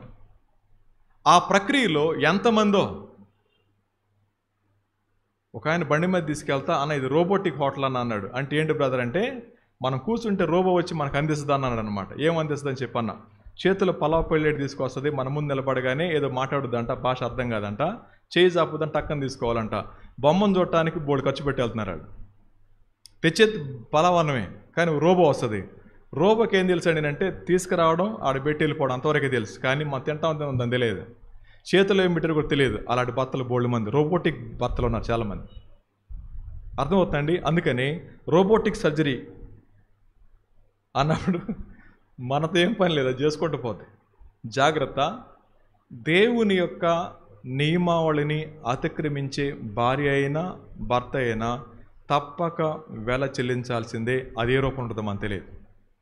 ఈ ఉదయకాల సమయంలో ప్రభు అంటా ఉన్నారు, తన తండ్రి తన కుమారునితో చెప్పిన మాట వింటా ఉన్న ఆ సమయాన తన తల్లి చెప్పిన మాట తెలుసా అండి, ఆ శాపం నా మీదకి వచ్చును గాక. ఎందుకు శాపం పడాలా? దేవుడు ఏం ప్లాన్ చేశారో మనకు తెలియదు కదా. సరే, పుట్టినప్పుడు ఇలా అన్నారు, మొదట చిన్న తర్వాత పక్కన పెట్టండి. ఆ అజమాయిషీ తండ్రికి ఇవ్వచ్చు కదా, ఇవ్వాల. ఎక్కడైతే దురాలోచన మన అంతరంగాల్లో ప్రవేశిస్తుందో కోరి శాపాన్ని కొని తెచ్చుకుంటాం. ఈ మాట దగ్గర రానన్న గుర్తొచ్చారు. ఎందుకు గుర్తొచ్చారంటే, మొన్న ఎవరు సాక్ష్యం చెప్తున్నారు, దేవుని కోసం ఎంత హింసైనా భరిస్తా అని చెప్పి అనగానే రేనాన్న గుర్తొచ్చాడు. రేనాన్న అన్నాడు, ఒకసారి అట్లాగా అన్నా అనమాట, ఎలాగైనా వస్తానన్న బ్రదర్స్ మీటింగ్ అన్నా, పిచ్చి పిచ్చిగా ఉందా అన్నాడు అనమాట. అదేంటన్న అట్లా అన్నారంటే, అన్నారు ఎలాగైనా అనే మాట అనబాక, వీలైతే వస్తానని చెప్పు, లేకపోతే లేదని చెప్పు, అంతేగాని ఎలాగైనా అంటే ఆడి చిక్కిపోతుంది జాగ్రత్త అన్నాడు అనమాట. ఎలాగైనా అనే పదాన్ని తీసుకెళ్ళి అపోదంటాడంట, ప్రభా రాజేష్ ఎలాగైనా వస్తున్నాడు కదా, నాకు కాసేపు వదిలే, ఆడిని వదిలి నేను చూసుకుంటా కాసేపు వదిలే అని చెప్పి తెగ ఇబ్బంది పెడతాడంట. అనగానే ఆ చెల్లితో ఇలా చెప్పా, అమ్మ ఇలా అనకూడదు అమ్మ అన్నాను. అయిన తర్వాత అన్నాను, ఇలా ప్రార్థన చేసి వెళ్ళావు నువ్వు, ఇంటికి వెళ్ళగానే మీ ఆయన గోపాలు కొట్టేస్తాడన్న. ఆ అమ్మాయి ఏముందండి అంటే ఇప్పుడు చాలాసార్లు పగిలిపోయింది అన్న నోరన్న. మళ్ళీ అదనంగా ఎందుకు అమ్మ అని చెప్పాను. కొన్నిసార్లు మనం అనాలోచితంగా మాట్లాడే మాట వలన చిక్కుపడతాం. ఆవిడేమందండి అంటే, ఆ శాప్ మీద వస్తే నేను తీసుకుంటా పో. ఆ మాట మనం వింటా ఉన్నప్పుడు కొన్నిసార్లు నష్టపోవడానికని ఇష్టపడతారు, కానీ సామరస్యంగా వెళ్ళడానికి ఇష్టపడలేరు. కొన్నిసార్లు నాశనమైపోయిన పర్లేదు అనుకుంటారు, కానీ మాట నెగ్గించుకోవాలనుకుంటుంటారు. సో రెబ్కమ్మ ఎంత ధైర్యం చేయకపోతే ఈ ప్లాన్ చేస్తుంది ఆవిడ. ఆ ప్లాన్ చేస్తూ ఉన్నప్పుడు ఆ ప్లాన్లో కొడుకు అంటున్నాడు, మమ్మీ ఏమన్నాడు చెప్పండి, అన్నయ్యని ఏమాట అన్నాడు, బలి చక్క అంటాడు కదా, ఒకవేళ నా తండ్రి నన్ను తడవి చూసును, అప్పుడు నేను అతని దృష్టికి వంచకుడు నగుదును అని తోచిన ఎడల నా మీదకి శాపమే కానీ ఆశీర్వాదం తెచ్చుకోనని చెప్పాను అన్నమాట. క్లియర్గా ఉన్నాడు యాకోబు గారు, పెద్ద ఇబ్బంది ఏం లేదు, చాలా క్లియర్గా ఉన్నాడు ఆయన కాన్షియస్లో క్లియర్గా ఉన్నాడు. పట్టుకుంటాను పోయి డాడీ చూస్తాడు, మెడమే చేయేస్తాడు, వెంట్రుకలు తగలపోతే నేను మోసం చేస్తున్న అవుతాను కదా డాడీ మమ్మీ అంటే, నోర్మీ నేను చెప్పాను పో అన్నమాట. సో కొన్నిసార్లు వాయిస్ రైజ్ చేసి మన యాటిట్యూడ్ని మనం కనబరుచుకున్నప్పుడు అది ఒకవేళ మనకి సేఫ్గా ఉండొచ్చేమో, కానీ తప్పక నష్టం తీసుకొస్తుంది. ఆ తర్వాత యాకోబు ఒంటరోడైపోయాడు. యాకోబు 20 years జర్నీ చేశాడు, వేరే వారి దేశంలోకి వెళ్ళిపోయి 20 years పాటు అక్కడ ఊడిగం చేశాడు. ఆ తర్వాత తిరిగి మళ్ళీ యాసేవు మీద భయం చేత గజగజ ఉణిగిపోయాడు. ఎందుకు ఇదంత కారణం ఏంటో తెలుసా అండి, దురాలోచన ఒకసారి అంతరంగంలో ప్రవేశిస్తే, తన ఆలోచన నెరవేర్చుకోవాలని తాపత్రయానికి మనిషి వెళ్ళిపోతే తప్పక నష్టపోవాల్సిందే, జాగ్రత్త అని మనకు హెచ్చరిస్తూ ఉంది. సో రెబ్కమ్మ అంటా ఉన్నారు, అయ్యా నా మనసులోనికి దురాలోచన వచ్చింది, నేను లేను. మీ కుటుంబాల్లో ఆలోచన తీసేయండి.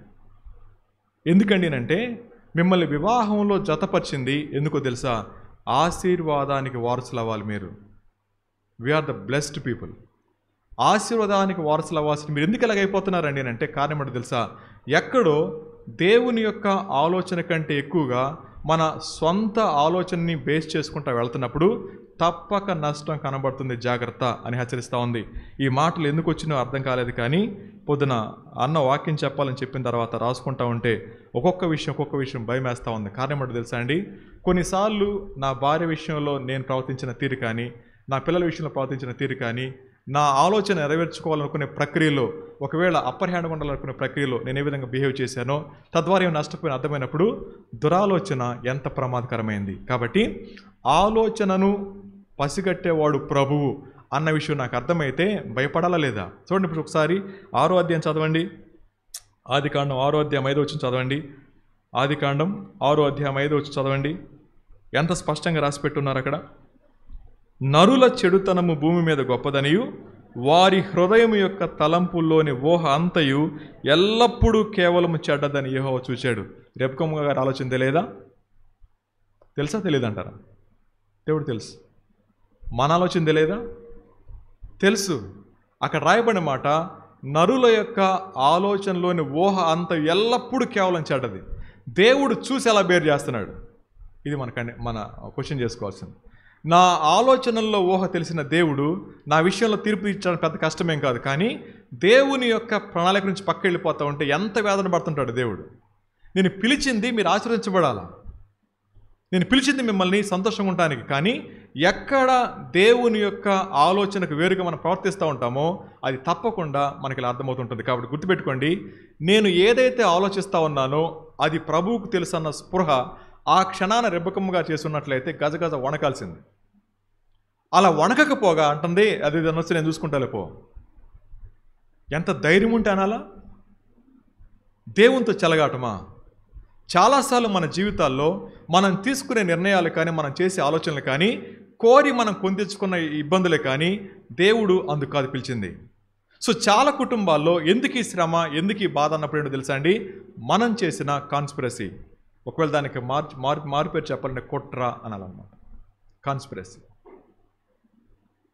అక్కడ ఏసావుకు తెలియదు, అక్కడ ఇస్సాకు గారికి తెలియదు, కానీ తెలిసినటువంటి యాకోబు గారు అంటాడు, మమ్మీ ఇది రాంగ్ కదా, అయినా పర్లేదు నువ్వు వెళ్ళు, నేను చెప్తున్నా నువ్వు అదేదో నేను చూసుకుంటా పో.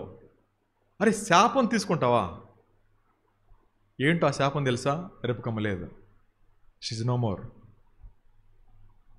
తన తల్లికి తన కొడుకు తల్లి లేదు, కిటికీలోంచి బాయి చెప్పిందంతే, లేదు. కాబట్టి కుటుంబ వ్యవస్థలో అపవాది చొరబడే అత్యంత సున్నితమైన ప్రదేశం ఏంటంటే ఆలోచన. ఆ ఆలోచన దగ్గర నా ఆలోచన నెరవేర్చుకుంటున్నానా, దేవుని ఆలోచనకి అప్పగించుకుంటా ఉన్నానా, దీని ద్వారా వచ్చే పర్యవసానం ఏంటి అన్న దగ్గర ఒక్క క్షణం ఆదికాండం 6:5 మన మనసులోకి వస్తే వణుకు పుట్టాలి మనకి. ఎంత దారుణంగా ఆలోచిస్తున్నాను నేననే మాట. ఆ ఆలోచన దగ్గర చిక్కుబడిన కారణం చేత అనేక కుటుంబాలు నెమ్మది లేకుండా పోతా ఉంది. ప్రియమైన వాళ్ళారా, ఇక్కడ కూర్చుని నవ్వుతూ సంతోషం కనబడే మన ముఖాల్లో లోపల అగ్నిపర్వతాలు లేవు. బయటికి చెప్పుకోలేక ఎంతమంది బాధపడుతున్నారు. ఒక తమ్ముడు అంటున్నాడు, అన్న పద్దాక ఏం చెప్పేది నీకు, అందుకే ఫోన్ చేయటం మానేసా. ఎప్పుడు చెప్పిన ఇదే చెప్పాలి కదా, సిగ్గు అవుతుంది, అందుకే చెప్పట్లా. ఇప్పుడు చెప్పండి, దేవుని యొక్క సన్నిధికి వచ్చిన మనం ఎందుకు ఆరాధించలేకపోతున్నామండి అంటే వీఆర్ డిస్టర్బ్డ్. మనం కలత చెందున్నాం, మన అంతరంగాల్లో కలవరం ఉంది, మన కుటుంబాల్లో నెమ్మది లేదు. దేవుడు మాట్లాడితే బాగుండు, దేవుడు మాట్లాడితే బాగుండు, దేవుడు ఓదారిస్తే బాగుండు అనుకుంటున్నామే, కానీ ఆలోచన దగ్గర చిక్కిపోతున్నాం. అపవాదికమైన విషయం అర్థం కావట్లేదు. జాగ్రత్త, మనం తీసుకునే ప్రతి నిర్ణయం కూడా తప్పకుండా కాన్సిక్వెన్స్ తీసుకొస్తుంది, ఏ రూపంలో మనకు తెలియదు. సో కాబట్టి ఎవ్రీ డెసిషన్ దేవుని యొక్క సూపర్విజన్ కింద ఉంటే అద్భుతంగా ఉంటుంది. అలా లేని క్షణంలో తప్పక నష్టాన్ని ఆహ్వానించాల్సిందే. మళ్ళీ చెప్తున్నాను, నా ఆలోచన తాత్కాలికంగా ఆనందాన్ని తీసుకొస్తుంది, there is no doubt at all. కానీ దాని వెనక దీర్ఘకాల నష్టం రాబోతుంది, గుర్తుపెట్టుకోండి. రెబ్కమ్మ గారు నేను ఉండనన్న విషయం అర్థమైతే ఈ పని చేసేదా? అవసరమైతే ఏదైనా చేసేది కానీ ఈ పని మాత్రం చేసేది కాదు. ఆమెకు ఆ విషయం అర్థం కాల. కాబట్టి గుర్తుపెట్టుకోండి, దురాలోచన ఇంత ప్రమాదకరమైంది కదా. కొంచెం ముందుకు వెళ్దాం. తర్వాత అంటది ఆవిడ, యాకోబు గారు అన్నాడు, ఒకవేళ నా తండ్రి నన్ను తడవి చూసును, అప్పుడు నేను అతని దృష్టికి వంచకుడుగాను తోచినడలా నా మీదికి శాపమే కానీ ఆశీర్వాదము తెచ్చుకోనని చెప్పెను. ఏ కాన్సెప్ట్లో ముందుకెళ్తుంది ఈవిడ? నీ తండ్రి ఇలా చెప్పాడురా, మీ అన్నయ్యను ఆశీర్వదిస్తానని చెప్పి, కాబట్టి నువ్వు ఇలా రా. యాకోబు గారు ఏమని చెప్పండి, మమ్మీ ఇలా చేస్తే నాకు ఆశీర్వాదం రాదు కదా మమ్మీ అంటే, నోర్మై, ఇది మాట. సో తను బాగానే ఉన్నాడు అక్కడ దాకా, ఎక్కడ తప్పిపోలా. మమ్మీ నేను బ్లెస్సింగ్ కోసం కదా తీసుకెళ్తుంది నన్ను, అలా చేసే శాపం కదా వచ్చేది అంటే ఎంత కాన్షియస్గా ఉన్నాడు అబ్బాయి. సో కొన్నిసార్లు మన పిల్లలు అంటారు, మమ్మీ అలా చేయకూడదుగా. నోర్మై, నీకేం తెలుసు? మమ్మీ నీ దగ్గర డబ్బులు ఉన్నాయి ఎందుకు లేవని చెప్తే, నోర్మై నీకు తెలుసు, మీ నాన్నకి తెలిసి తీయడు డబ్బులు. ఎన్నిసార్లు ఏం నేర్పిస్తున్నాం పిల్లలకి? ఏం మాదిరి చూపిస్తున్నాం పిల్లలకి? జాగ్రత్త, మన మాదిరి ఒక తరాన్ని పాడు చేస్తుంది, ఒక తరాన్ని, ఒక జనరేషన్ని. మనం సరిగా ఉంటే ఒక జనరేషన్ బాగుంటుంది, మనం సరిగా లేకపోతే జనరేషన్ నాశనం అయిపోతుంది. అందుకని పిల్లలు పట్టించుకోరు అనుకోకండి, వాళ్ళు పట్టించుకుంటారు. ఈ మాట చెప్పకూడదో చెప్పొచ్చో తెలియదు కానీ, మన క్యాంపులో నేను ఇంకో అన్న కలిసి మాట్లాడుకుంటున్నప్పుడు ఒక మిషనరీ గారి గురించి మాట్లాడుకుంటున్నాం. ఆయన రీసెంట్గానే ప్రభు దగ్గరికి వెళ్ళిపోయారు. మాట్లాడుతున్నప్పుడు ఆయన చెప్పిన మాటలు ఎంత బాధ అనిపించిందో. ఆయన ఒకసారి సువార్తకి వెళ్ళినప్పుడు నార్త్ ఇండియాలో కట్టేసి కిరోసిన్ పోసారు, అగ్గిపొల్లు వెలిగించారు. అగ్గిపెట్టి తడిచిపోయింది కాబట్టి పొల్లు అలగల. కాసేపు ఇసుకొచ్చి సస్తాళ్ళే పోరని చెప్పి వదిలేసి వెళ్ళిపోయారు బతికేటప్పుడు. సో రెండోసారి ఛత్తీస్గఢ్ ఏరియాలో తీసుకెళ్ళి 2 చెట్లు కట్టేసారు 2 సేవకుల్ని. ఒక సేవకుడిని తుపాకీ మాడం పెట్టి గుండెల్లో పొడవగానే అక్కడే చచ్చిపోయాడు ఒకసారి అరిచి. రెండో దెబ్బ ఈయనకే పడాలా. ఆ సమయానికి గ్రామ పెద్ద వచ్చాడు, రే ఆడు చస్తే చేస్తాడులే పోనీయండి రా అని చెప్పి వెళ్ళిపోయారు, వదిలేశారు. రెండోసారి తప్పించుకున్నాడు, అలా చాలాసార్లు తప్పించుకున్నాడు. ఆ వ్యక్తి వాక్యం చెప్పినప్పుడు ఎలా ఉంటుందండి అంటే, వెంట్రుకలు నెక్కబొడుస్తాయి ప్రభు కోసం బతకాలని. ఆయన ప్రభు దగ్గరికి వెళ్ళిపోయారు కరోనా టైంలో. సో వెళ్ళిపోయిన తర్వాత ఆయన సంస్మరణ సభ పెట్టారు. చాలామంది అభిమానులు వచ్చారు. వచ్చిన తర్వాత మాట్లాడుతూ ఉన్నారు, ఆ అన్న మా పట్ల చూపించిన ప్రేమ అపారమైంది అని కళ్ళు దూచుకుంటూ వెళ్ళిపోయారు. అట్లా చాలామంది చెప్తున్నారు, ప్రేమ గురించే మాట్లాడుతూ ఉన్నారు. చివరికి ఇప్పుడు ఒక ఆయన లేచి అన్నాడు, ఇప్పుడు కుటుంబ సభ్యులు వచ్చి వారి సాక్ష్యాన్ని పంచుకుంటారన్నారు. కూతురు వచ్చింది, తలకాయ మీద ముసుకేసుకుంది, ఏడుస్తా చెప్పిన మాట, డాడీ ఇంతమంది హృదయాల్లో ప్రేమను నింపిన నీవు మాకెందుకు డాడీ ఆ ప్రేమను చూపించలేదు? ఇంతమంది నీ ప్రేమ గురించి మాట్లాడుతూ ఉంటే మాకు గుండె తరుక్కుపోతుంది, దాంట్లో కొంచెం ప్రేమ చూపించినా మాకు అందంగా ఉండేది కదా డాడీ. మొదటి మాట. సో రెండోది, ఎప్పుడు యాపిల్ తెమ్మని అడిగినా వద్దమ్మా, డబ్బులు వేస్ట్ చేయకూడదు, ఈ యాపిల్ లేక చాలామంది నష్టపోతున్నారు, వాళ్ళకి ఆ డబ్బులు ఖర్చు పెట్టావు కదా డాడీ, ఎందుకని మమ్మల్ని అలా పెంచావు. రెండో మాట, మమ్మల్ని మిషనరీ స్కూల్లో చదివించావు, ఊటీలోనే అక్కడ ఉంటుంది వాళ్ళది మిషనరీస్ది. ఏ రోజు మాకు సెలవులు ఇచ్చినప్పుడు రమ్మన్నా కానీ, సేవలో ఉన్నానమ్మా ప్రార్థన చేసుకొని ప్రభు ఉన్నాడని చెప్పన్నావు కానీ ఎప్పుడు మా దగ్గరికి రాలేదు కదా డాడీ, ఇప్పుడు మేమైపోవాలా? ఆ సాక్ష్యం చెప్పి దిగ్గానే అన్న ప్రేమ గురించి మాట్లాడిన మొఖాల్లో నెత్తురు సుక్కలేదు. అది జరిగిన 1 ఇయర్కి తన కుమారుడు సూసైడ్ చేసుకుని చచ్చిపోయాడు. 2 పిల్లలు ఆయనకి సూసైడ్ చేశాడు. ఇప్పుడు చెప్పండి, మన జీవితాల్లో మనం చేసే ఆలోచన రాబోయే తరానికి దీవెన శాపమా? మీరే ఆలోచించాలి. నా కుటుంబానికి నేను తీసుకునే నిర్ణయాల దగ్గర either it is blessing are curse. అది దీవెన అవ్వచ్చు, శాపం అవ్వచ్చు. అది దురాలోచన అయితే శాపం అవుతుంది, అది మంచి ఆలోచన అయితే దీవెన అవుతుంది. ఆయన ఏం తప్పేం చేసినాడు కాదు, ఆయన నికార్సైన సేవకుడు, ఆశించిన వాడు కాదు. ఆయనతో కలిసి వేదిక పంచుకున్నాను, నాకు పరిచయం కూడా ఉన్నారు. ఆయన మాట్లాడితే చాలా నిర్ణయాలకు వస్తాయి. ఆ ప్రక్రియలో వాళ్ళన్నమాట, ఎందుకు డాడీ ఇలా చేసావు, ఎందుకని ఇంత ప్రేమ కూడా మా పట్ల చూపించలేదు? ఇప్పుడు చెప్పండి, రెప్పుకోమంటా ఉంది, మమ్మీ ఆశీర్వాదం వస్తున్నావు కదా, ఇలా చేస్తే శాపం వస్తుంది కదంటే నేను చెప్పినట్టు చేయి. కిందకు వచ్చేద్దాం.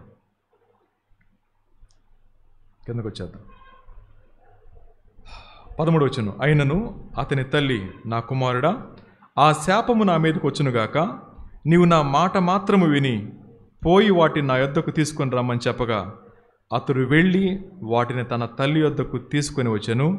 అతని తల్లి అతని తండ్రికి ఇష్టమైన రుచిగల భోజ్యములను సిద్ధపరచెను.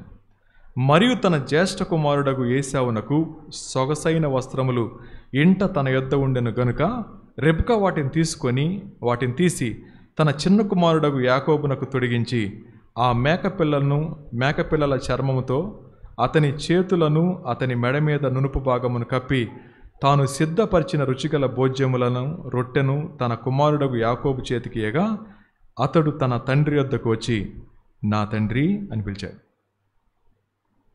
నా తండ్రి అని పిలిచాడు. సో దీనిలో 18వ వచనం నుంచి 29వ వచనం వరకు ఉన్న వాక్య భాగంలో జరిగే కన్వర్జేషన్ ఏంటంటే వంచన. దురాలోచన తర్వాత నెక్స్ట్ స్టెప్ అంటే తెలుసండి వంచన. ట్రికరీ అంటారు ఇంగ్లీష్లో. వంచన ఏంటా వంచన అంటే ఏమన్నాడు? అతడు తన తండ్రి వద్దకు వచ్చి నా తండ్రి అని పిలవగానే ఏమన్నాడు? ఏమి నాయన అన్నాడు అనమాట. అనగానే అతడేమన్నాడు? ఏమి నా కుమారుడా, నీవెవరు అని అడిగాను. అందుకు యాకోబు మధ్యలో గీత నేను ఏశావును. ఆ గీత ఏం చెప్తున్నాను నేనంటే వంచన, ట్రికరీ.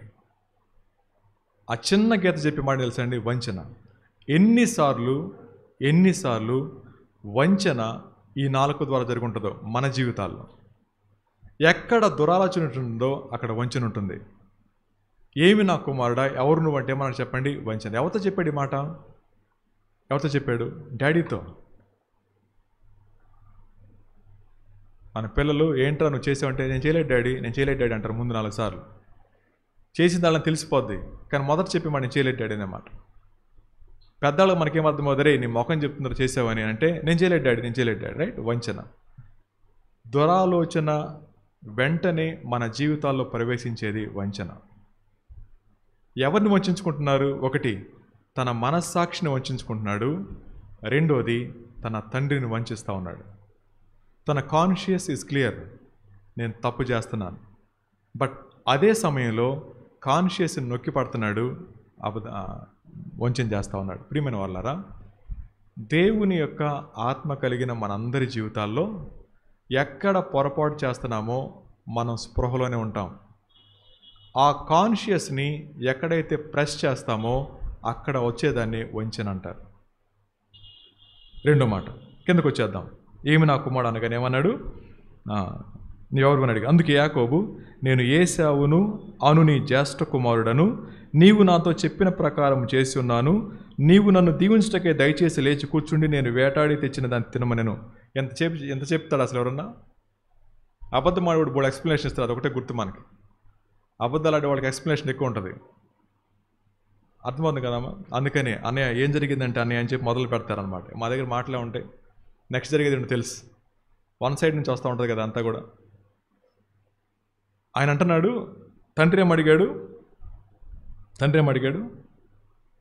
నీవెవరు అని అడిగాను. ఈయన బట్టి తప్పచెప్పేస్తాను. చదవండి ఏమన్నాడు అక్కడ? అందుకు యాకోబు నేను ఏశావు అని నీ జ్యేష్ఠ కుమారుడను, నీవు నాతో చెప్పిన ప్రకారం చేసి ఉన్నాను.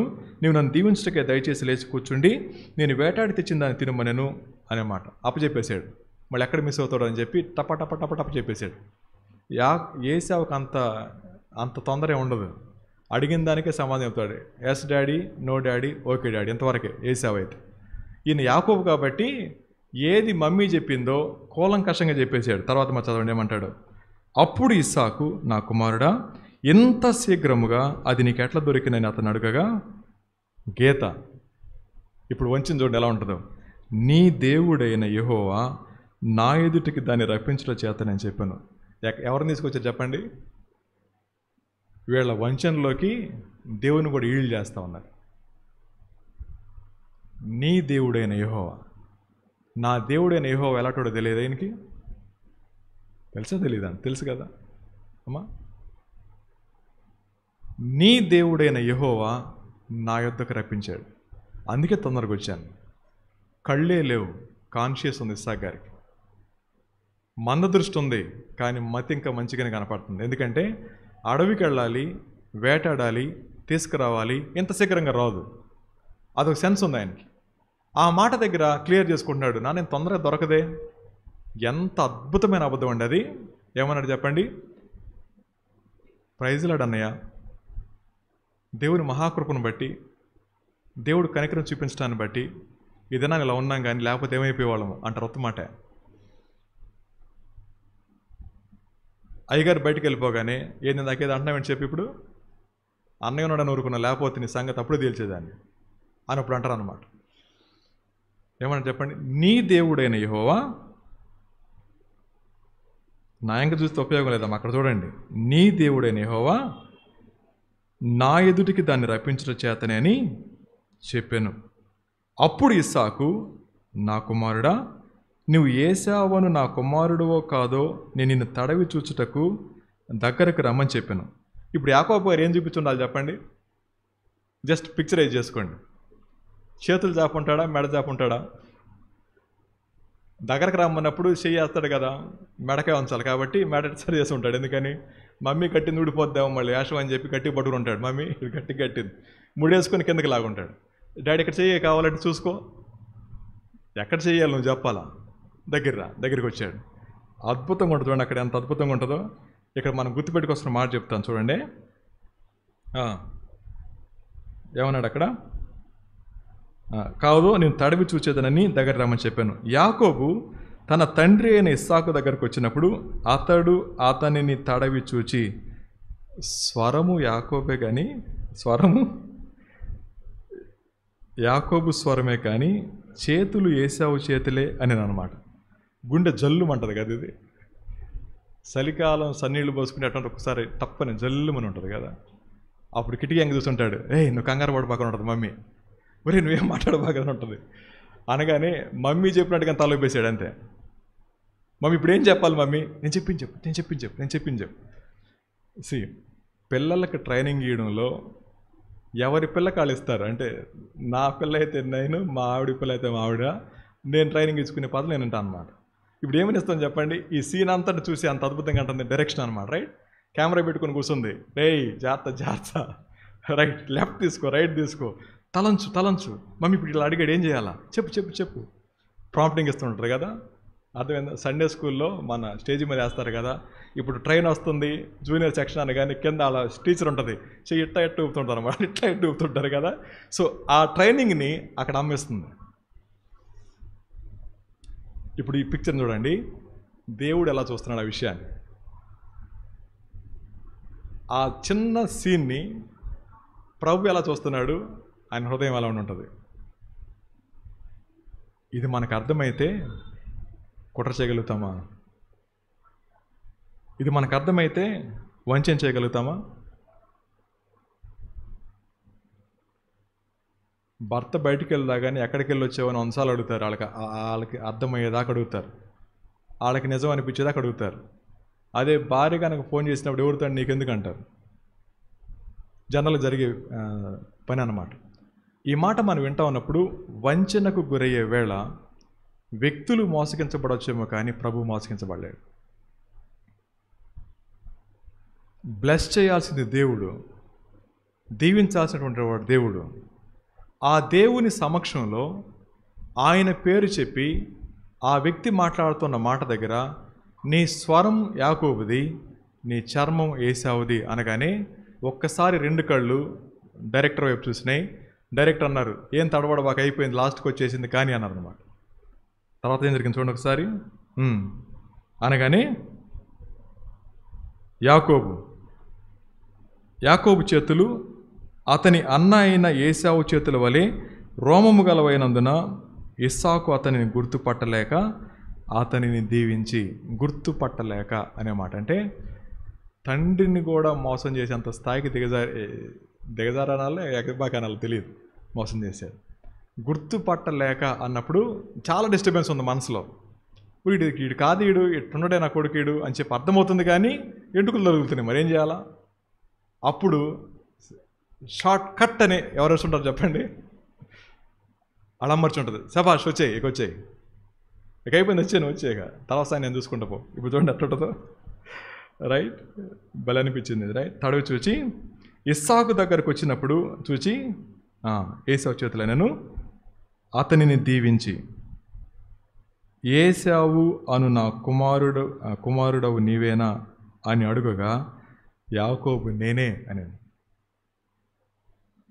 There is a second chance. విశ్వాసి విజయవంతంగా పాపం చేయలేడు. చేస్తున్నాడండి అంటేనే ఛాన్స్ తీసుకున్నట్లే లెక్క. అక్కడన్న కాళ్ళ మీద పడి డాడీ ఐఎమ్ సారీ అంటే అట్లుండేది మనకు తెలియదు. ఎంటైర్ స్టోరీ ఎలా ఉండేది మనకు తెలియదు. ఆయన ఏమడిగాడు చూడండి, అసలు ఎంత అద్భుతంగా అడుగుతాడో. ఏశావు అను నా కుమారుడవు నీవేనా అని అడుగగా యాకోబు మళ్ళీ అమ్మ వైపు చూశాడు. ఆ గీత అమ్మ వైపు చూశాడు. మమ్మీ ఏం చెప్పమంటావు? చెప్పాయి నేను అంతటా అతడు అది నా యొద్దకు తెమ్ము, నేను నిన్ను దీవించినట్లు నా కుమారుడు వేటాడి తెచ్చినది తిందున నేను. అదేంటి నా కుమారుడు ఏంటి? ఇప్పుడు దాకా మాట్లాడింది ఏ కుమారుడు? మరి అక్కడ కూడా డౌట్ ఉంది దీనికి, ఇది తేడా కొడుతున్నాను. రైట్, తిందున నేను. ఆ తర్వాత అతడు తెచ్చినప్పుడు అతడు తినెను, ద్రాక్షరసము తేగా అతడు త్రాగెను. రైట్, త్రాగెను. తరువాత తండ్రి అయిన ఇస్సాకు, నా కుమారుడా దగ్గరకు వచ్చి నన్ను ముద్దు పెట్టుకొనమని అతనితో చెప్పాను. దగ్గరకు వచ్చి అతను ముద్దు పెట్టుకున్నాను. అప్పుడు అతడు అతని వస్త్రములను వాసన చూచి అతను దీవించి ఇట్లా నేను. అప్పుడు కూడా డౌటే. రైట్, స్మెల్ చూశాడు. ఏమన్నాడు? ఇదిగో నా కుమారుని సువాసన యెహోవా దీవించిన చేని సువాసన వలె ఉన్నది. ఆకాశపు మంచును భూసారమును విస్తారమైన ధాన్యమును ద్రాక్షరసమును దేవుడు నీకు అనుగ్రహించునుగాక. ఇక దీవెనలు వచ్చేస్తున్నాయి. అర్థమవుతుంది కదా? దీవెనలు వచ్చేస్తూ ఉన్నాయి, టప వచ్చేస్తున్నాయి. జనములు నీకు దాసులగుదురు, జనములు నీకు సాగిలపడుదురు, నీ బంధు జనములు నీకు ఏలికలయ్యుందురు, నీ తల్లి పుత్రులు నీకు సాగిలపడుదురు, నిన్ను శపించువారు శపించబడుదురు, నిన్ను దీవించువారు దీవించబడుదురుగాక అనగానే అమ్మయ్య అని ఎవరు అనుకుంటారు చెప్పండి? అమ్మయ్య అనుకుంది ఎవరు చెప్పండి? రెబెక్కమ్మ. యాకోబుకు లోపల బీపీయే, వింటనాడే కానీ లోపల దడే, కానీ అమ్మయ్య అనుకుందారు చెప్పండి ఆవిడ కదా. ఇప్పుడు చూడండి తర్వాత మాట. ఇస్సాకు యాకోబును దీవించుటైన తరువాత యాకోబు తన తండ్రి అయిన ఇస్సాకు ఎదుట నుండి బయలుదేరి వెళ్ళిన తత్క్షణమే అతని సహోదరుడైన ఏశావు వేటాడి వచ్చాను. అతడును రుచికల భోజ్యములను సిద్ధపరిచి తన తండ్రి వద్దకు తెచ్చి, నా తండ్రి నన్ను దీవించినట్టు లేచి నీ కుమారుడు వేటాడి తెచ్చిన దాన్ని తినుమని తన తండ్రితో నేను. అతని తండ్రి అయిన ఇస్సాకు నీవెవరు అని అడగగా అతను అడిగినప్పుడు అతడు, నేను నీ కుమారుడను ఏశావు అను నీ జ్యేష్ఠ కుమారుడు అనగా ఇస్సాకు మిక్కుటముగా గడగడ వణుకుచు, అట్లయితే వేటాడిన భోజ్యమును నా యొద్దకు తెచ్చిన వారెవరు? నీవు రాకమునుపు నేను వాటన్నిటిని తిని అతను నిజముగా దీవించి తిని అతడు దీవించబడిన వాడే అనెను. ఏశావు తన తండ్రి మాటలు విన్నప్పుడు దుఃఖాక్రాంతుడై పెద్ద కేక వేసి, ఓ నా తండ్రి నన్ను దీవించమని తన తండ్రితో చెప్పెను. కపటంతో అతను చెప్పిన మాట ఏం తీసుకొచ్చిందండి అంటే మోసం చేసింది. ఆ తర్వాత దుఃఖాన్ని తీసుకొచ్చింది. ఎంత కన్నీరో కదా, కన్నీరు వచ్చింది. ఆ తర్వాత మాట, అతడు నీ సహోదరుడు కపటోపాయముతో వచ్చి నీకు రావాల్సిన దీవెన తీసుకొని పోయాను. ఏశావు యాకోబు అను పేరు అతనికి సరిగానే చెల్లినది. అతడు నన్ను చూచి ఈ 2 మార్లు మోసపుచ్చాను, నా జ్యేష్ఠత్వం తీసుకొనేను, ఇదిగో ఇప్పుడు వచ్చి నాకు రావాల్సిన దీవెన తీసుకుని చెప్పి నా కొరకు మరి ఏ దీవెని ఉంచలేదా అని అడిగాను. అందుకు ఇస్సాకు, ఇదిగో అతని నీకు ఏలికగా నియమించి అతని బంధుజనులందరినీ అతనికి దాసులుగా ఇచ్చి తిని ధాన్యమును ద్రాక్షరసమును ఇచ్చి అతన్ని పోషించి తిని కనుక నా కుమారుడా నీకేమి చేయగలనని ఏశావుతో ప్రత్యుత్తరమేగా ఏశావు, నా తండ్రి నీ యొద్ద ఒక్క దీవెనే ఉన్నదా? నా తండ్రి నన్ను కూడా దీవించమని తన తండ్రితో చెప్పి ఏశావు ఎలుగెత్తి ఆడవగా అతని తండ్రి అయిన ఇస్సాకు, నీ నివాసము భూసారము లేకయు పైనుండి పడు ఆకాశపు మంచు లేకయుండును. నీవు నీ కత్తి చేత బ్రతుకుదువు, నీ సహోదరునికి దాసుడు ఒకదువు. నీవు తిరుగులాడుచుండగా నీ మెడ మీద నుండి అతని కాడి విరిచివేయదువు అని అతనికి ఉత్తరమిచ్చాను. తన తండ్రి యాకోబుకిచ్చిన దీవెన నిమిత్తం ఏశావు అతని మీద పగబట్టెను. మరియు ఏశావు, నా తండ్రిని గూర్చిన దుఃఖ దినములు సమీపముగా ఉన్నవి, అప్పుడు నా తమ్ముడైన యాకోబును చంపెదను.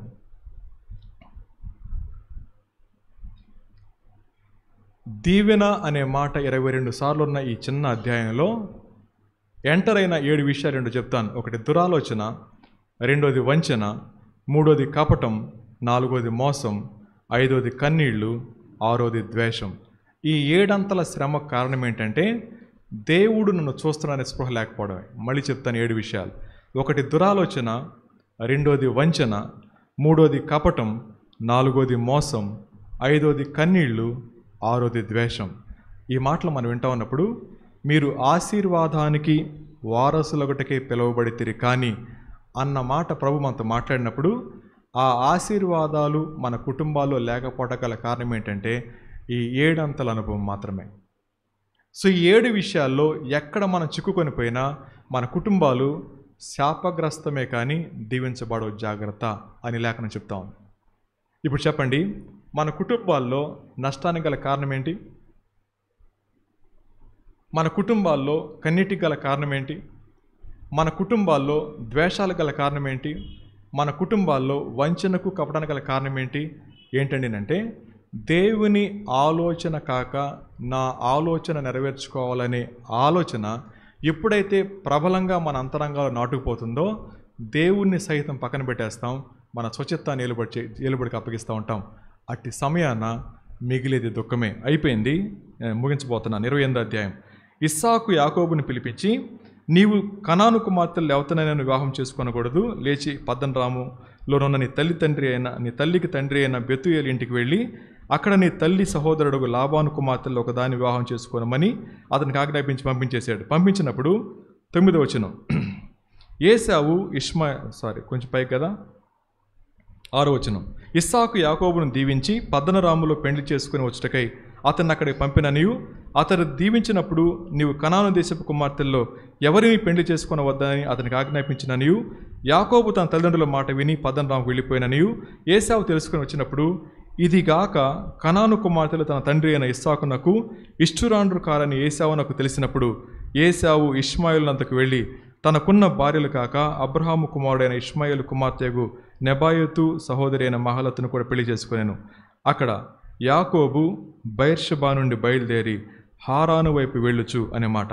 This is the last scene. ఇది లాస్ట్ సీన్. బయలుదేరాడు, బెయేర్షెబా నుంచి హారాను వైపు వెళ్తున్నాడు. మమ్మీ బాయ్ చెప్పింది, మామయ్య అడిగినట్టు చెప్పురా జాగ్రత్త అని చెప్పనింది. తిరిగి వచ్చేసరికి లేదు. ఇప్పుడు మన నేర్చుకోదగిన పాఠం ఏంటంటే, దేవుడు మనల్ని పిలిచింది ఆశీర్వాదానికి వారసులుగా. అయింది, అది అయిపోయింది ఎప్పటిదాకా. ఎక్కడి నుంచైనా దేవుని యొక్క ఆలోచన ప్రకారం కనిపెట్టుకొని మనం గనక ఆయనకు అప్పగించుకున్నట్లయితే దేవుడు తప్పకుండా మన జీవితాలను చక్కబెడతారు. అలా కాకుండా దేవుడిస్తూ ఉన్న ప్రతి అవకాశం దగ్గర నా మాటే అనుకున్నట్లుగా రెబ్కమ్ గారిలాగా కానీ అన్నాం అనుకోండి, ఒకవేళ యాకోబు గారు దీవించబడ్డాడే కానీ మమ్మీ లేదు. కాబట్టి చాలా కుటుంబాల్లో దేవుని పిల్లలమే, దేవుని ప్రేమిస్తున్నామని చెప్పుకునే వాళ్ళమే, దేవుడు తప్ప వేరే ఆల్టర్నేట్ లేదనుకున్న వాళ్ళమే, కానీ ఇప్పటికీ మన కంట కన్నీటి కారణం ఏంటంటే హృదయాలోచన దేవుడు ఎరుగుదును అనే మాట మాట్లాడటం వేరు, ఎరగడం వేరు. అది ఎరిగినట్లయితే నా ప్రతి ఆలోచన దేవుని వాక్య వెలుగులో జల్లెడ పెట్టుకుంటే నా కుటుంబం ఎలా ఉంటుందండి అంటే, చివరిగా మాట చదవండి, ముగిద్దాం. పేతురు రాసిన మొదటి పత్రిక 3వ అధ్యాయం. పేతురు రాసిన మొదటి పత్రిక 3వ అధ్యాయం 9వ వచనం. ఆశీర్వాదమునకు వారసులగుటకు, అందరం చూద్దామా? ఆశీర్వాదమునకు వారసులగుటకు మీరు పిలువబడితిరి గనుక కీడుకు ప్రతి కీడైనను దూషణకు ప్రతిదూషణ చేయక దీవించండి. ఇది దేవుని యొక్క ఆలోచన. సో దేవుని యొక్క ఆలోచన మనందరి జీవితాల్లో వ్యక్తిగతంగా నెరవేరాలి అంటే బలను సమీపించబోతా ఉన్నాం. యథార్థంగా మన జీవితాల్లో ప్రభు ఏ విషయాన్ని చూపించారో దాన్ని సమర్థించుకోవద్దు, సరి చేసుకుందాం. సమర్థించుకుంటే మనం గొప్పవాళ్ళమైపోం, సరి చేసుకుంటే చిన్నాళ్ళమైపోం. ఎవరు దేవుని మాటకు అప్పగించుకుంటారో వాళ్ళు సక్రమంగా దేవుని జీవితం ప్రకారం ముందుకెళ్తారు. అలా వెళ్ళి మన కుటుంబాలు కూడా అనేక మందికి దేవునికరంగా ఉండేలాగా ప్రభు సహాయం చేయనుగాక. తల వంచండి, చిన్న ప్రార్థన చేసుకుందాం. దయగలిగిన తండ్రి, కృపగలిగిన దేవ, మీకు వందనాలు. మా చుట్టూ ఉన్న ప్రపంచంలో క్రైస్తవులం అనబడే మా జీవితాల్లోనైనా మీరు ఆశీర్వాదానికి వారసులు ఉండటానికి పిలువబడితిరి అన్నమాట మాతో మాట్లాడి ఉండగా, మా కుటుంబాలు, మా వ్యక్తిగత జీవితాలు ఎందుకు ఈ స్థితిలో ఉన్నాయన్న విషయం దగ్గర ఆదికాండం 27వ అధ్యాయాన్ని మా కళ్ళ ముందు తీసుకొచ్చారు. ఆ 7 అంతల విషయాల్ని మేము పరిశీలన చేసుకుంటూ ఎక్కడ మా జీవితాల్లో అయోగ్యంగా ప్రవర్తించామో దేవా, మేము చేసే ఆలోచన దగ్గర, మేము జీవించే జీవితం దగ్గర, మా ఉద్దేశాల దగ్గర మీ హృదయం ఎంతగా గాయపడుతుందో గుర్తించిన వారమై మమ్మల్ని మేము సరిచేసుకొని మీ పాదాల చెంత అప్పగించుకొని తిరిగి ప్రభువా మీరు ఆశించిన రీతిలో జీవించడానికి మా అందరికీ సహాయం చేస్తూ రమ్మని తదుపరి మాట్లాడబోతున్న దాసును కూడా బలపరిచి వాడుకోమని వేడుకుంటూ యేసు ప్రభు నామంలో అడిగి వేడుకుని ప్రార్థిస్తున్నాం తండ్రి. ఆమేన్. Thank you.